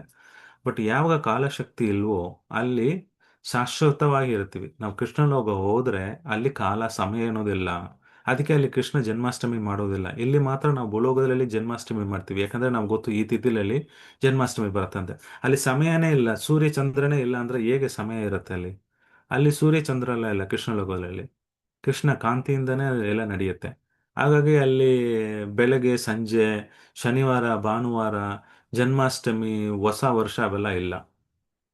ಈ ಅಷ್ಟಕಾಲಿ ಲೀಲಾ ಮಾತ್ರ ನಡೀತಾ ಇರುತ್ತೆ. ಕೃಷ್ಣ ಬೆಳಗ್ಗೆ ಎದ್ದೇಳ್ತಾರೆ, ಹಸುವನ್ನ ಹಾಲು ಕರೀತಾರೆ, ಹೋಗ್ತಾರೆ, ಬರ್ತಾರೆ, ಮತ್ತೆ ಲೀಲೆಗಳು ಮಾಡ್ತಾರೆ. ಇದೇ ಮಾಡ್ತಾ ಇರುತ್ತೆ, ಪ್ರತಿನಿತ್ಯ ಇದೇ ಮಾಡ್ತಾ ಇರ್ತಾರೆ. ಅದಕ್ಕೆ ಅದಕ್ಕೆ ಕೃಷ್ಣನಿಗೆ ಅಲ್ಲಿ ನಮ್ಮ ದೇಹಕ್ಕೆ ಹುಟ್ಟು ಸಾವು ಇರೋದಿಲ್ಲ. ಯಾಕೆ? ನಿತ್ಯ. ಯಾಕಂದ್ರೆ ಟೈಮೇ ಇಲ್ಲ. ಟೈಮ್ ಇದ್ರೆ ತಾನೇ ನಿಮಗೆ ಸನ್ಸೆಟ್ ಆದ್ರೆ ತಾನೇ ನಿಮಗೆ ಒಂದು ವರ್ಷ ಕಡಿಮೆ, ಒಂದು ದಿವಸ ಕಡಿಮೆ ಆಗೋದು. ಆ ಒಂದು ಸಂವತ್ಸರ ಆದ್ಮೇಲೆ ಒಂದು ವರ್ಷ ಕಡಿಮೆ ಆಗೋದು. ಅಲ್ಲಿ ಆ ಕಾನ್ಸೆಪ್ಟೇ ಇಲ್ವಲ್ಲ. ನಿತ್ಯವಾಗಿ ಇರ್ತೀವಿ ಅಲ್ಲಿ ಕೃಷ್ಣನ ಹತ್ರ. ಅಲ್ಲಿ ಟೈಮ್ ಅನ್ನೋದು ಇರೋದಿಲ್ಲ. ಕೃಷ್ಣನ್ ಬೇಕಂದ್ರೆ ಯಾವಾಗ ಬೇಕಂದ್ರೆ ಸಣ್ಣ ಮೂನ್ ಡ್ಯಾನ್ಸ್ ಮಾಡ್ಬೇಕಂದ್ರೆ ಮೂನ್ ಬರುತ್ತೆ. ಬಟ್ ಅದು ಸಮಯಕ್ಕೆ ಲೆಕ್ಕಕ್ಕೆ ಬರೋಲ್ಲ ಅಲ್ಲಿ. ಕೃಷ್ಣ ಇವಾಗ ಮಳೆ ಬೇಕು ಅಂದ್ರೆ ಅವರು ಬೇಸಿಗೆ ಕಾಲ ಬೇಕಂದ್ರೆ ಬೇಸಿಗೆ ಕಾಲ. ಅವ್ರಿಗೆ ಏನಾಗುತ್ತೋ ಅದು ಚೇಂಜ್ ಆಗ್ತಾ ಇರುತ್ತೆ ನಿಮಿಷಕ್ಕೆ. ಅವ್ರ ಇಷ್ಟ ಪ್ರಕಾರ ಚೇಂಜ್ ಆಗ್ತಾ ಇರುತ್ತೆ. ಅಲ್ಲಿ ಬದಲಾವಣೆ ಆಗ್ತಾ ಇರುತ್ತೆ. ಋತು ಒಂದು ಕೃಷ್ಣನಿಗೆ ಯಾವ್ದು ಋತು ಬೇಕೋ ಅದು ಮಾಡ್ಕೊಂತಾರೆ ಅವರು. ಸೊ ಆ ರೀತಿ ಅಲ್ಲಿ ಸಮಯ ಅನ್ನೋದು ಇರುತ್ತೆ. ಬಟ್ ಈ ತರ ಈ ಪ್ರಭಾವ ಇರಲ್ಲ. ಸೃಷ್ಟಿ ಡಿಸ್ಟ್ರಕ್ಷನ್ ಆಫ್ ಇರಲ್ಲ. ಈ ನಾವು ಈ ಎಷ್ಟು ದಿವಸ ಈ ಪ್ರಪಂಚದಲ್ಲಿ ಇರ್ತೀವೋ, ಸಮಯ ಅಂತ ಒಂದು ಇದೆಯೋ, ಕಾಲ ಇದ್ರೆ ನಮಗೆ ಸೃಷ್ಟಿ ಒಂದು ಆಗುತ್ತೆ, ಪ್ರಳಯ ಒಂದು ಹಾಗೆ ಆಗತ್ತೆ. ನಾವು ಎಲ್ಲಿದೆ ನಮ್ಮನೆ, ಅಲ್ಲಿದೆ ನಮ್ಮನೆ, ಇಲ್ಲಿ ಬಂದೆ ಸುಮ್ಮನೆ. ನಾವೆಲ್ಲ ಪ್ರಯತ್ನ ಮಾಡಬೇಕು ಅಲ್ಲಿ ಕೃಷ್ಣ ಹತ್ರ ಹೋಗಕ್ಕೆ. ಸುಮ್ಮನೆ ಇಲ್ಲಿ ಇದ್ಕೊಂಡು ಕಲಿಯುಗದಲ್ಲಿ ಇಲ್ಲ ಪ್ರಭು ನಾನು ಭಾಳ ಕಷ್ಟ ಮಾಡ್ಕೊಂಡು ಇಲ್ಲೇ ಇರ್ತೀನಿ, ನಾನು ಖುಷಿಯಾಗಿದ್ದೀನಿ ಅಂದ್ರೆ ಏನು ಮಾಡೋಕ್ಕಾಗೋದಿಲ್ಲ. ಇಷ್ಟು ತಿಳ್ಕೊಂಡು ಭಾಗವತಮನ್ನ ತಿಳ್ಕೊಂಡು ನಾವು ಭಕ್ತಿಲಲ್ಲಿ ಮುಂದೆ ಒರ್ದಿಲ್ಲ ಅಂದ್ರೆ ಮತ್ತೆ ಏನು ಹೇಳೋದು? ಸೊ ಹಾಗಾಗಿ ಈ ಪರಬ್ರಹ್ಮನ್, ಈ original cause of all causes, ಈ ಸೃಷ್ಟಿನ ಕಾರಕರ್ತೆ ಯಾರು? ವಿಷ್ಣು ಆರ್ ಕೃಷ್ಣ ಅಂತ ಪ್ರಭುಪಾದ್ ಮುಗಿಸ್ತಾ ಇದ್ದಾರೆ. ಸಮಯ ಆಗಿದೆ. ಥ್ಯಾಂಕ್ ಯು, ಧನ್ಯವಾದ. ಏನ್ ಪ್ರಶ್ನೆ ಇದ್ರೆ ಕೇಳ್ಬೋದು.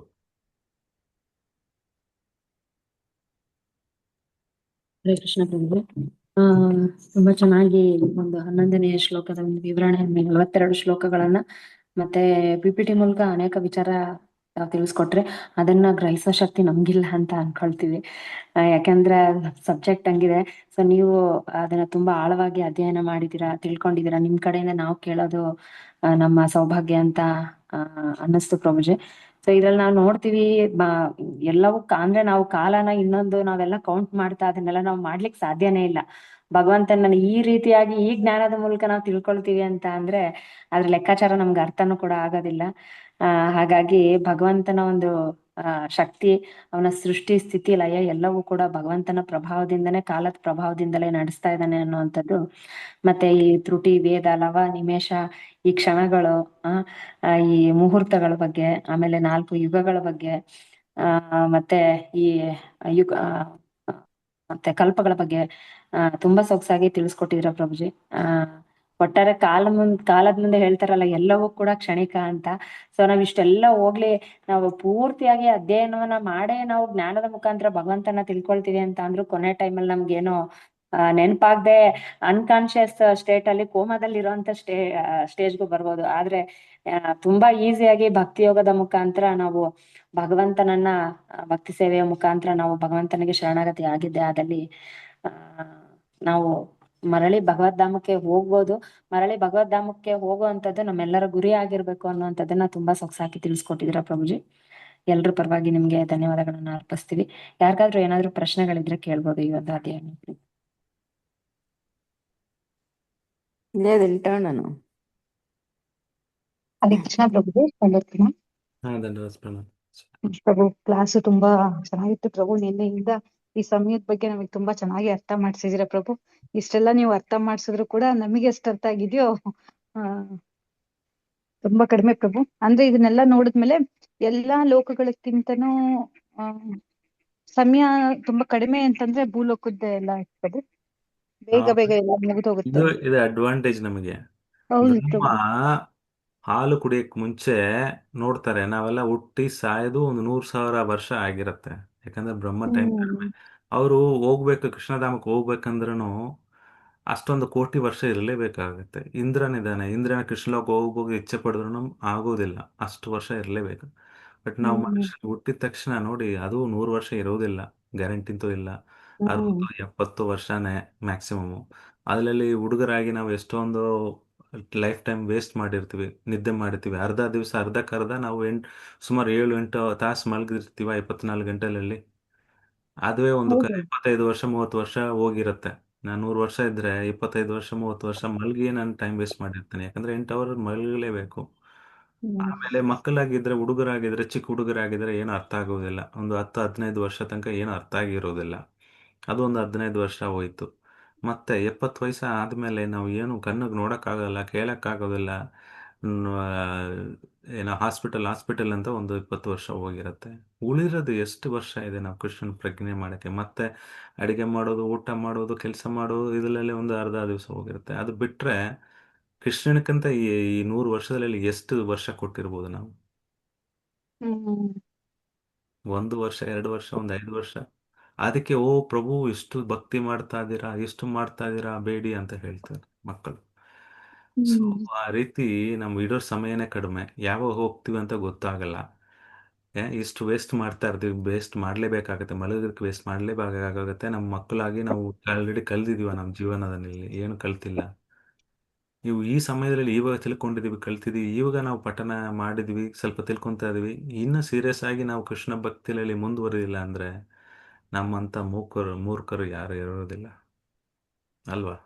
ಹೌದು ಪ್ರಭು. ಅದಕ್ಕೆ ಆ ಅಲ್ಪ ಸ್ವಲ್ಪ ಎಷ್ಟು ಮಾಡಿದ್ರು ಕೂಡ ಅದನ್ನ ಕ್ವಾಲಿಟಿಯಾಗಿ ಮಾಡಿ ನೋಡಿ, ಮಾಡಿ ಅಂತ ಎಲ್ಲ ಎಷ್ಟು ಸೀನಿಯರ್ಸ್ ಹೇಳ್ತಾ ಅಡ್ವಾಂಟೇಜ್ ಇರ್ತಾರೆ. ಇದೆ ಕಲಿಯುಗದಲ್ಲಿ. ಇವಾಗ ಜಸ್ಟ್ ಕೃಷ್ಣ ಬಂದಿದ್ದಾರೆ ಅವತಾರ. ಈಗ 5 ಸಾವಿರ ಇನ್ನು ಸಂಧ್ಯಾದಲ್ಲಿ ಕಾಲದಲ್ಲಿ ಇರ್ತೀವಿ. ಆಯುಸ್ಸು ಕಡಿಮೆ, ಬೇಗಾಗಿ ಕೃಷ್ಣನ ಹತ್ರ ಹೋಗ್ಬೋದು. ಎಷ್ಟು ಫಲ ಸಿಗತ್ತೋ ನಾವು ಸತ್ಯಯುಗದಲ್ಲಿ 60 ಸಾವಿರ 70 ಸಾವಿರ ಮೆಡಿಟೇಷನ್ ಮಾಡಕ್ಕಂತ ಅವಶ್ಯಕತೆ ಇಲ್ಲ. ದೊಡ್ಡ ದೊಡ್ಡ ಯಜ್ಞಗಳು ಮಾಡಕ್ಕೆ ಅವಶ್ಯಕತೆ ಇಲ್ಲ. ದೊಡ್ಡ ದೊಡ್ಡ ಪೂಜಾ ಪುನಸ್ಕಾರ ಮಾಡೋದು ಅವಶ್ಯಕತೆ ಇಲ್ಲ. ಬರೀ ಹರೇ ಕೃಷ್ಣ ಹರೇ ಕೃಷ್ಣ ಕೃಷ್ಣ ಕೃಷ್ಣ ಹರೇ ಹರೇ, ಹರೇ ರಾಮ ಹರೇ ರಾಮ ರಾಮ ರಾಮ ಹರೇ ಹರೇ. ಎಲ್ಲಿ ಕೂತಿದ್ದೀರೋ ಅಲ್ಲಿ, ಯಾವ ಸಮಯದಲ್ಲಿ ಮಾಡ್ತಿರೋ ಮಾಡಿ, ಮಲ್ಗಿರ್ತಿರೋ, ಬಾಸ್ಗೆ ಹೋಗ್ತಾ ಇದ್ದೀರೋ, ಅಡಿಗೆ ಮಾಡ್ತಾ ಇದ್ದೀರೋ, ಬಾತ್ರೂಮ್ನಲ್ಲಿ ಸ್ನಾನ ಮಾಡ್ತಾ ಇದ್ರೆ, ಯಾವ ಸಮಯದಲ್ಲಿ ಬೇಕಂದ್ರೆ ಈ ಹರಿನಾಮನ ತಗೋಬಹುದು. ಇಷ್ಟು ಸುಲಭವಾಗಿ ಕೊಟ್ಟಿದ್ದಾರೆ. ಎಷ್ಟು ಫಲ ಸಿಗುತ್ತೋ ಸತ್ಯಯುಗದಲ್ಲಿ 60 ಸಾವಿರ ವರ್ಷ ನೀವು ತಪಸ್ಸು ಮಾಡಿದ್ರೆ ಅದೇ ಫಲ ಒಂದೇ ಸಮಯದಲ್ಲಿ. ಈ ಹರೇ ಕೃಷ್ಣ ಅಂತ ಹೇಳಿದ ತಕ್ಷಣ ಎಲ್ಲ ಪಾಪಗಳು, ಜನ್ಮಾಂತರ ಪಾಪಗಳೆಲ್ಲ ಎಲ್ಲ ಭಸ್ಮವಾಗಿ ಬೂದಿ ಆಗ್ಬಿಡುತ್ತೆ. ಇಷ್ಟು ಅಡ್ವಾಂಟೇಜ್ ಇರುವಾಗ ಕಲಿಯುಗದಲ್ಲಿ ನಾವು ಉಪಯೋಗ ಮಾಡಿಕೊಂಡಿಲ್ಲ ಅಂದ್ರೆ ಅದು ಆ 100 ವರ್ಷದಲ್ಲಿ, ನಾನು ಹೇಳ್ದೆ 70-80 ವರ್ಷ ಸುಮ್ಮನೆ ಹಂಗೆ ಹೋಗ್ಬಿಡುತ್ತೆ. ಆ 70 ವರ್ಷದಲ್ಲಿ ಮತ್ತೆ ಕೆಲಸ ಮಾಡೋದು, ಒಂದು 5 ವರ್ಷ 2 ವರ್ಷ ಡೆಡಿಕೇಟ್ ಆಗಿ ಕೃಷ್ಣ ಕೊಡಕ್ ಆಗೋದಿಲ್ಲ ಕೆಲವರು. ಇಂಥ ದುರ್ಭಾಗ್ಯ ಸ್ಥಿತಿಯಲ್ಲಿ ನಾವು ಇರ್ತೀವಿ, ಏನು ಹೇಳೋದು? ಅದು ಇಂಡಿಯಾದಲ್ಲಿ ಹುಟ್ಟಿದೀವಿ, ಈ ಭಾರತ ಭೂಮಿಯಲ್ಲಿ ಹುಟ್ಟಿದ್ವಿ. ಎಷ್ಟೊಂದು ಅಮೆರಿಕಲ್ಲಿ ಹುಟ್ಟಿರ್ಬೋದು, ಈ ತರ ಭಕ್ತಿ ಮಾಡಕ್ಕಾಗತ್ತಾ? ಯುರೋಪ್ನಲ್ಲಿ ಹುಟ್ಟಿದ್ರೇನು ಭಕ್ತಿ ಮಾಡಕ್ಕಾಗತ್ತಾ? ಆಗತ್ತೆ, ಕೆಲವು ಮಾಡ್ತಾರೆ, ಎಲ್ಲ ಕಡೆ ಅಲ್ಲೇ ಮಾಡಲ್ಲ. ಎಲ್ಲ ಕಡೆ ನೋಡಿದ್ರೆ ಎಲ್ಲ ಡಿಸ್ಕೋತು, ಪಬ್ಸು, ಕ್ಲಬ್ಸು, ಅಲ್ಲಿ ಮಾಡಕ್ಕೆ ವಾತಾವರಣ ಸರಿ ಇಲ್ಲ. ಇಂಡಿಯಾದಲ್ಲಿ ಇನ್ನೂ ಸ್ವಲ್ಪ ಉಳಿದಿದೆ. ಅದು ಸೌತ್ ಬ್ಯಾಂಗ್ಳೂರಲ್ಲಿ, ಸೌತ್ ಇಂಡಿಯಾದಲ್ಲಿ ತುಂಬ ತುಂಬ ಬಯಸ್ತಿದ್ದಾರೆ. ನಾರ್ತ್ ಇಂಡಿಯಾದಲ್ಲಿ ಅಷ್ಟಿಲ್ಲ. ಸೌತ್ ಇಂಡಿಯಾದಲ್ಲಿ ಹುಟ್ಟಿದೀವಿ, ಅದು ಬ್ಯಾಂಗ್ಳೂರಲ್ಲಿ ಎಷ್ಟೊಂದು ಚೆನ್ನ ಭಕ್ತರ ಸಂಘ ಸಿಕ್ಕಿದೆ. ಡೈಮಂಡ್ಗಿಂತ ಹೆಚ್ಚಾಗಿ ನಮಗೊಂದು ಆಪರ್ಚುನಿಟಿ ಸಿಕ್ಕಿದೆ. ನಾನು ಮುಂಚೆ ಫಸ್ಟ್ ಕ್ಲಾಸ್ ಮಾಡುವಾಗ ಒಂದು 56 ಜನ ಇದ್ರು, ಕಡಿಮೆ ಕಡಿಮೆ ಆಗಿ ಇವಾಗ 33 ಜನ ಬಂದಿದ್ದಾರೆ. ಏನಕ್ಕೆಂತ ಗೊತ್ತಿಲ್ಲ.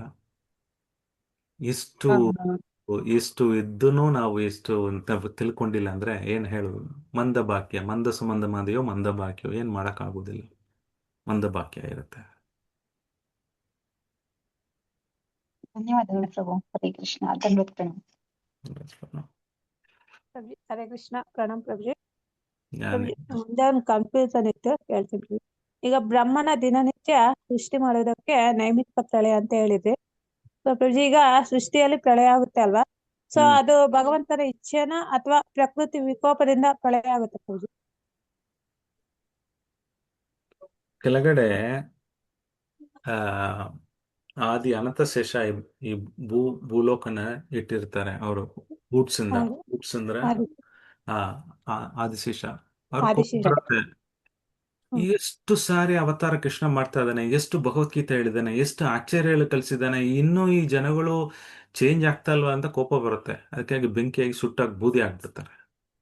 ಕೋಪ ಬರುತ್ತೆ ಆದಿಶೇಷನಿಗೆ. ಇಷ್ಟು ಹೇಳಿ, ಇಷ್ಟು ಪ್ರಯತ್ನ ಮಾಡಿ ಕೃಷ್ಣ ಇಷ್ಟು ಬಂದು ಮಾಡಿ, ಎಷ್ಟು ಯುಗಗಳು ಕಲ್ಪಗಳಾಗತ್ತೆ, ಎಷ್ಟು ಅವ್ರ ಭಕ್ತರಾಗಕ್ಕೆ ಪ್ರಯತ್ನ ಮಾಡ್ತಾರೆ. ಎಷ್ಟು ಜನ ತಿಳಿದಿದ್ದಾರೆ ಭಗವದ್ಗೀತೆ ಬಗ್ಗೆ, ಈ ಭಾಗವತಂ ಬಗ್ಗೆ ಎಷ್ಟು ಜನ ಕೇಳ್ತಾ ಇದ್ದಾರೆ. ಇವಾಗ ಬ್ಯಾಂಗ್ಳೂರಲ್ಲಿ ಸುಮಾರು 2 ಕೋಟಿ ಜನ ಇದ್ದಾರೆ. 2 ಕೋಟಿ ಜನರಲ್ಲಿ ಎಷ್ಟು ಜನ ಭಕ್ತರಾಗಿರ್ತಾರೆ? 1000, 10,000ನೇ ಇಟ್ಕೊಳ್ಳಿ. 10,000 ಎಲ್ಲಿದೆ? 2 ಕೋಟಿ ಎಲ್ಲಿದೆ? 10,000 ಎಲ್ಲ ಮೊದಲೇ.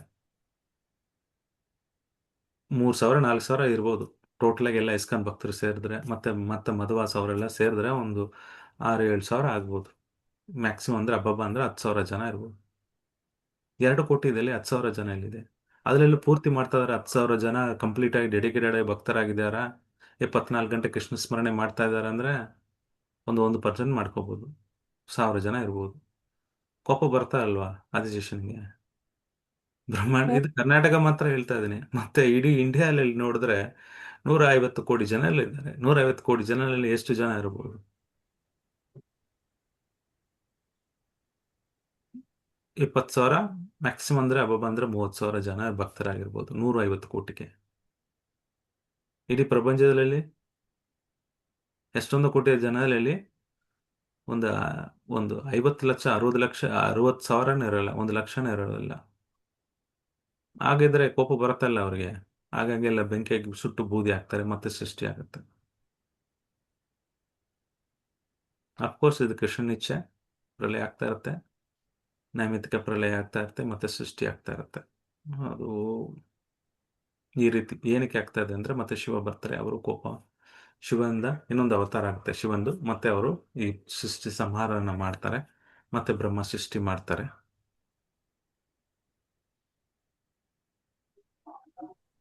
Thank you. ಹರೇ ಕೃಷ್ಣ.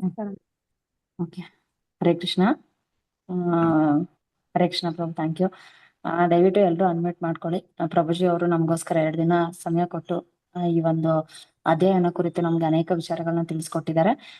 ಪಂಚತತ್ವ ಮಂತ್ರ ಹಾಗೂ ಹರೇ ಕೃಷ್ಣ ಮಹಾಮಂತ್ರದ ಮುಖಾಂತರ ಅವ್ರಿಗೆ ಧನ್ಯವಾದಗಳನ್ನ ಅರ್ಪಿಸೋಣ. ದಯವಿಟ್ಟು ಎಲ್ಲರೂ ಜೈ ಶ್ರೀ ಕೃಷ್ಣ. ಜೈ ಶ್ರೀ ಕೃಷ್ಣ ಚೈತನ್ಯ ಪ್ರಭು ನಿತ್ಯಾನಂದ ಶ್ರೀ ಅದ್ವೈತ ಗದಾಧರ ಶಿವಾಚಾರ್ಯ ಗೌಡ ಭಕ್ತರಿಂದ ಹರೇ ಕೃಷ್ಣ ಹರೇ ಕೃಷ್ಣ ಕೃಷ್ಣ ಹರೇ ಹರೇ ಹರೇ ರಾಮ ಹರೇ ರಾಮ ರಾಮ ರಾಮ ಹರೇ ಕೃಷ್ಣ ಹರೇ ಕೃಷ್ಣ ಕೃಷ್ಣ ಹರೇ ಹರೇ ರಾಮ ಹರೇ ರಾಮ ರಾಮ ರಾಮ ಹರೇ ಹರೇ. ಕೃಷ್ಣ ಪ್ರಭು ತಪ್ಪದೇ ಜಾಯ್ನ್ ಆಗಿ ಭಾಗವತನ ತಿಳಿಸ್ಕೊಳ್ಳಿ. ಮಾತಾಜಿ ಎಷ್ಟೊಂದು ಪ್ರಯತ್ನ ಮಾಡ್ತಾ ಇದ್ದಾರೆ. Take advantage of the time ಹೋದ್ರೆ ಮತ್ತೆ ಬರೋದಿಲ್ಲ, ಸಮಯ ಸಿಗೋದಿಲ್ಲ. ದಯವಿಟ್ಟು ಮಿಸ್ ಮಾಡ್ಕೋಬೇಡಿ, ಪ್ರತಿನಿತ್ಯ ಜಾಯ್ನ್ ಆಗಿ. ಹರೇ ಕೃಷ್ಣ. ಹರೇ ಕೃಷ್ಣ. ಹರೇ ಕೃಷ್ಣ. ಹರೇ ಕೃಷ್ಣ. Thank you. ಹರೇ ಕೃಷ್ಣ. ಕಾರ್ಯಕ್ರಮದಲ್ಲಿ ಇಷ್ಟೊತ್ತು ಭಾಗವಹಿಸಿದ ತಮ್ಮೆಲ್ಲರಿಗೂ ಕೂಡ ಧನ್ಯವಾದಗಳನ್ನು ಅರ್ಪಿಸ್ತಾ ಈ ದಿನದ ಕಾರ್ಯಕ್ರಮ ಮುಕ್ತಾಯ ಮಾಡ್ತಾ ಇದ್ದೇವೆ. ಪಾಂಚಾಕಲ್ಪತರುಭ್ಯಶ್ಚ ಕೃಪಾ ಸಿಂಧುಭ್ಯೈವ ಚ ಪತಿತಾನಾಂ ಪಾವನೇಭ್ಯೋ ವೈಷ್ಣವೇಭ್ಯೋ ನಮೋ ನಮಃ. ಅನಂತ ಕೋಟಿ ವೈಷ್ಣವರಿಂದ ಕಿ ಜೈ. ಶ್ರೀಲಾ ಪ್ರಭುಪಾದ್ ಕಿ ಜೈ. ಗುರು ಮಹಾರಾಜ್ ಕಿ ಜೈ. ಹರಿ ಓಂ ತತ್ಸತ್. ಶ್ರೀ ಕೃಷ್ಣ ಅರ್ಪಣಮಸ್ತು. ಹರೇ ಕೃಷ್ಣ. ಪ್ರಭುಜಿ ಏನ್ ಮಾಡ್ತಾ ಇದ್ದೀನಿ. Okay, thank you ಪ್ರಭುಜಿ.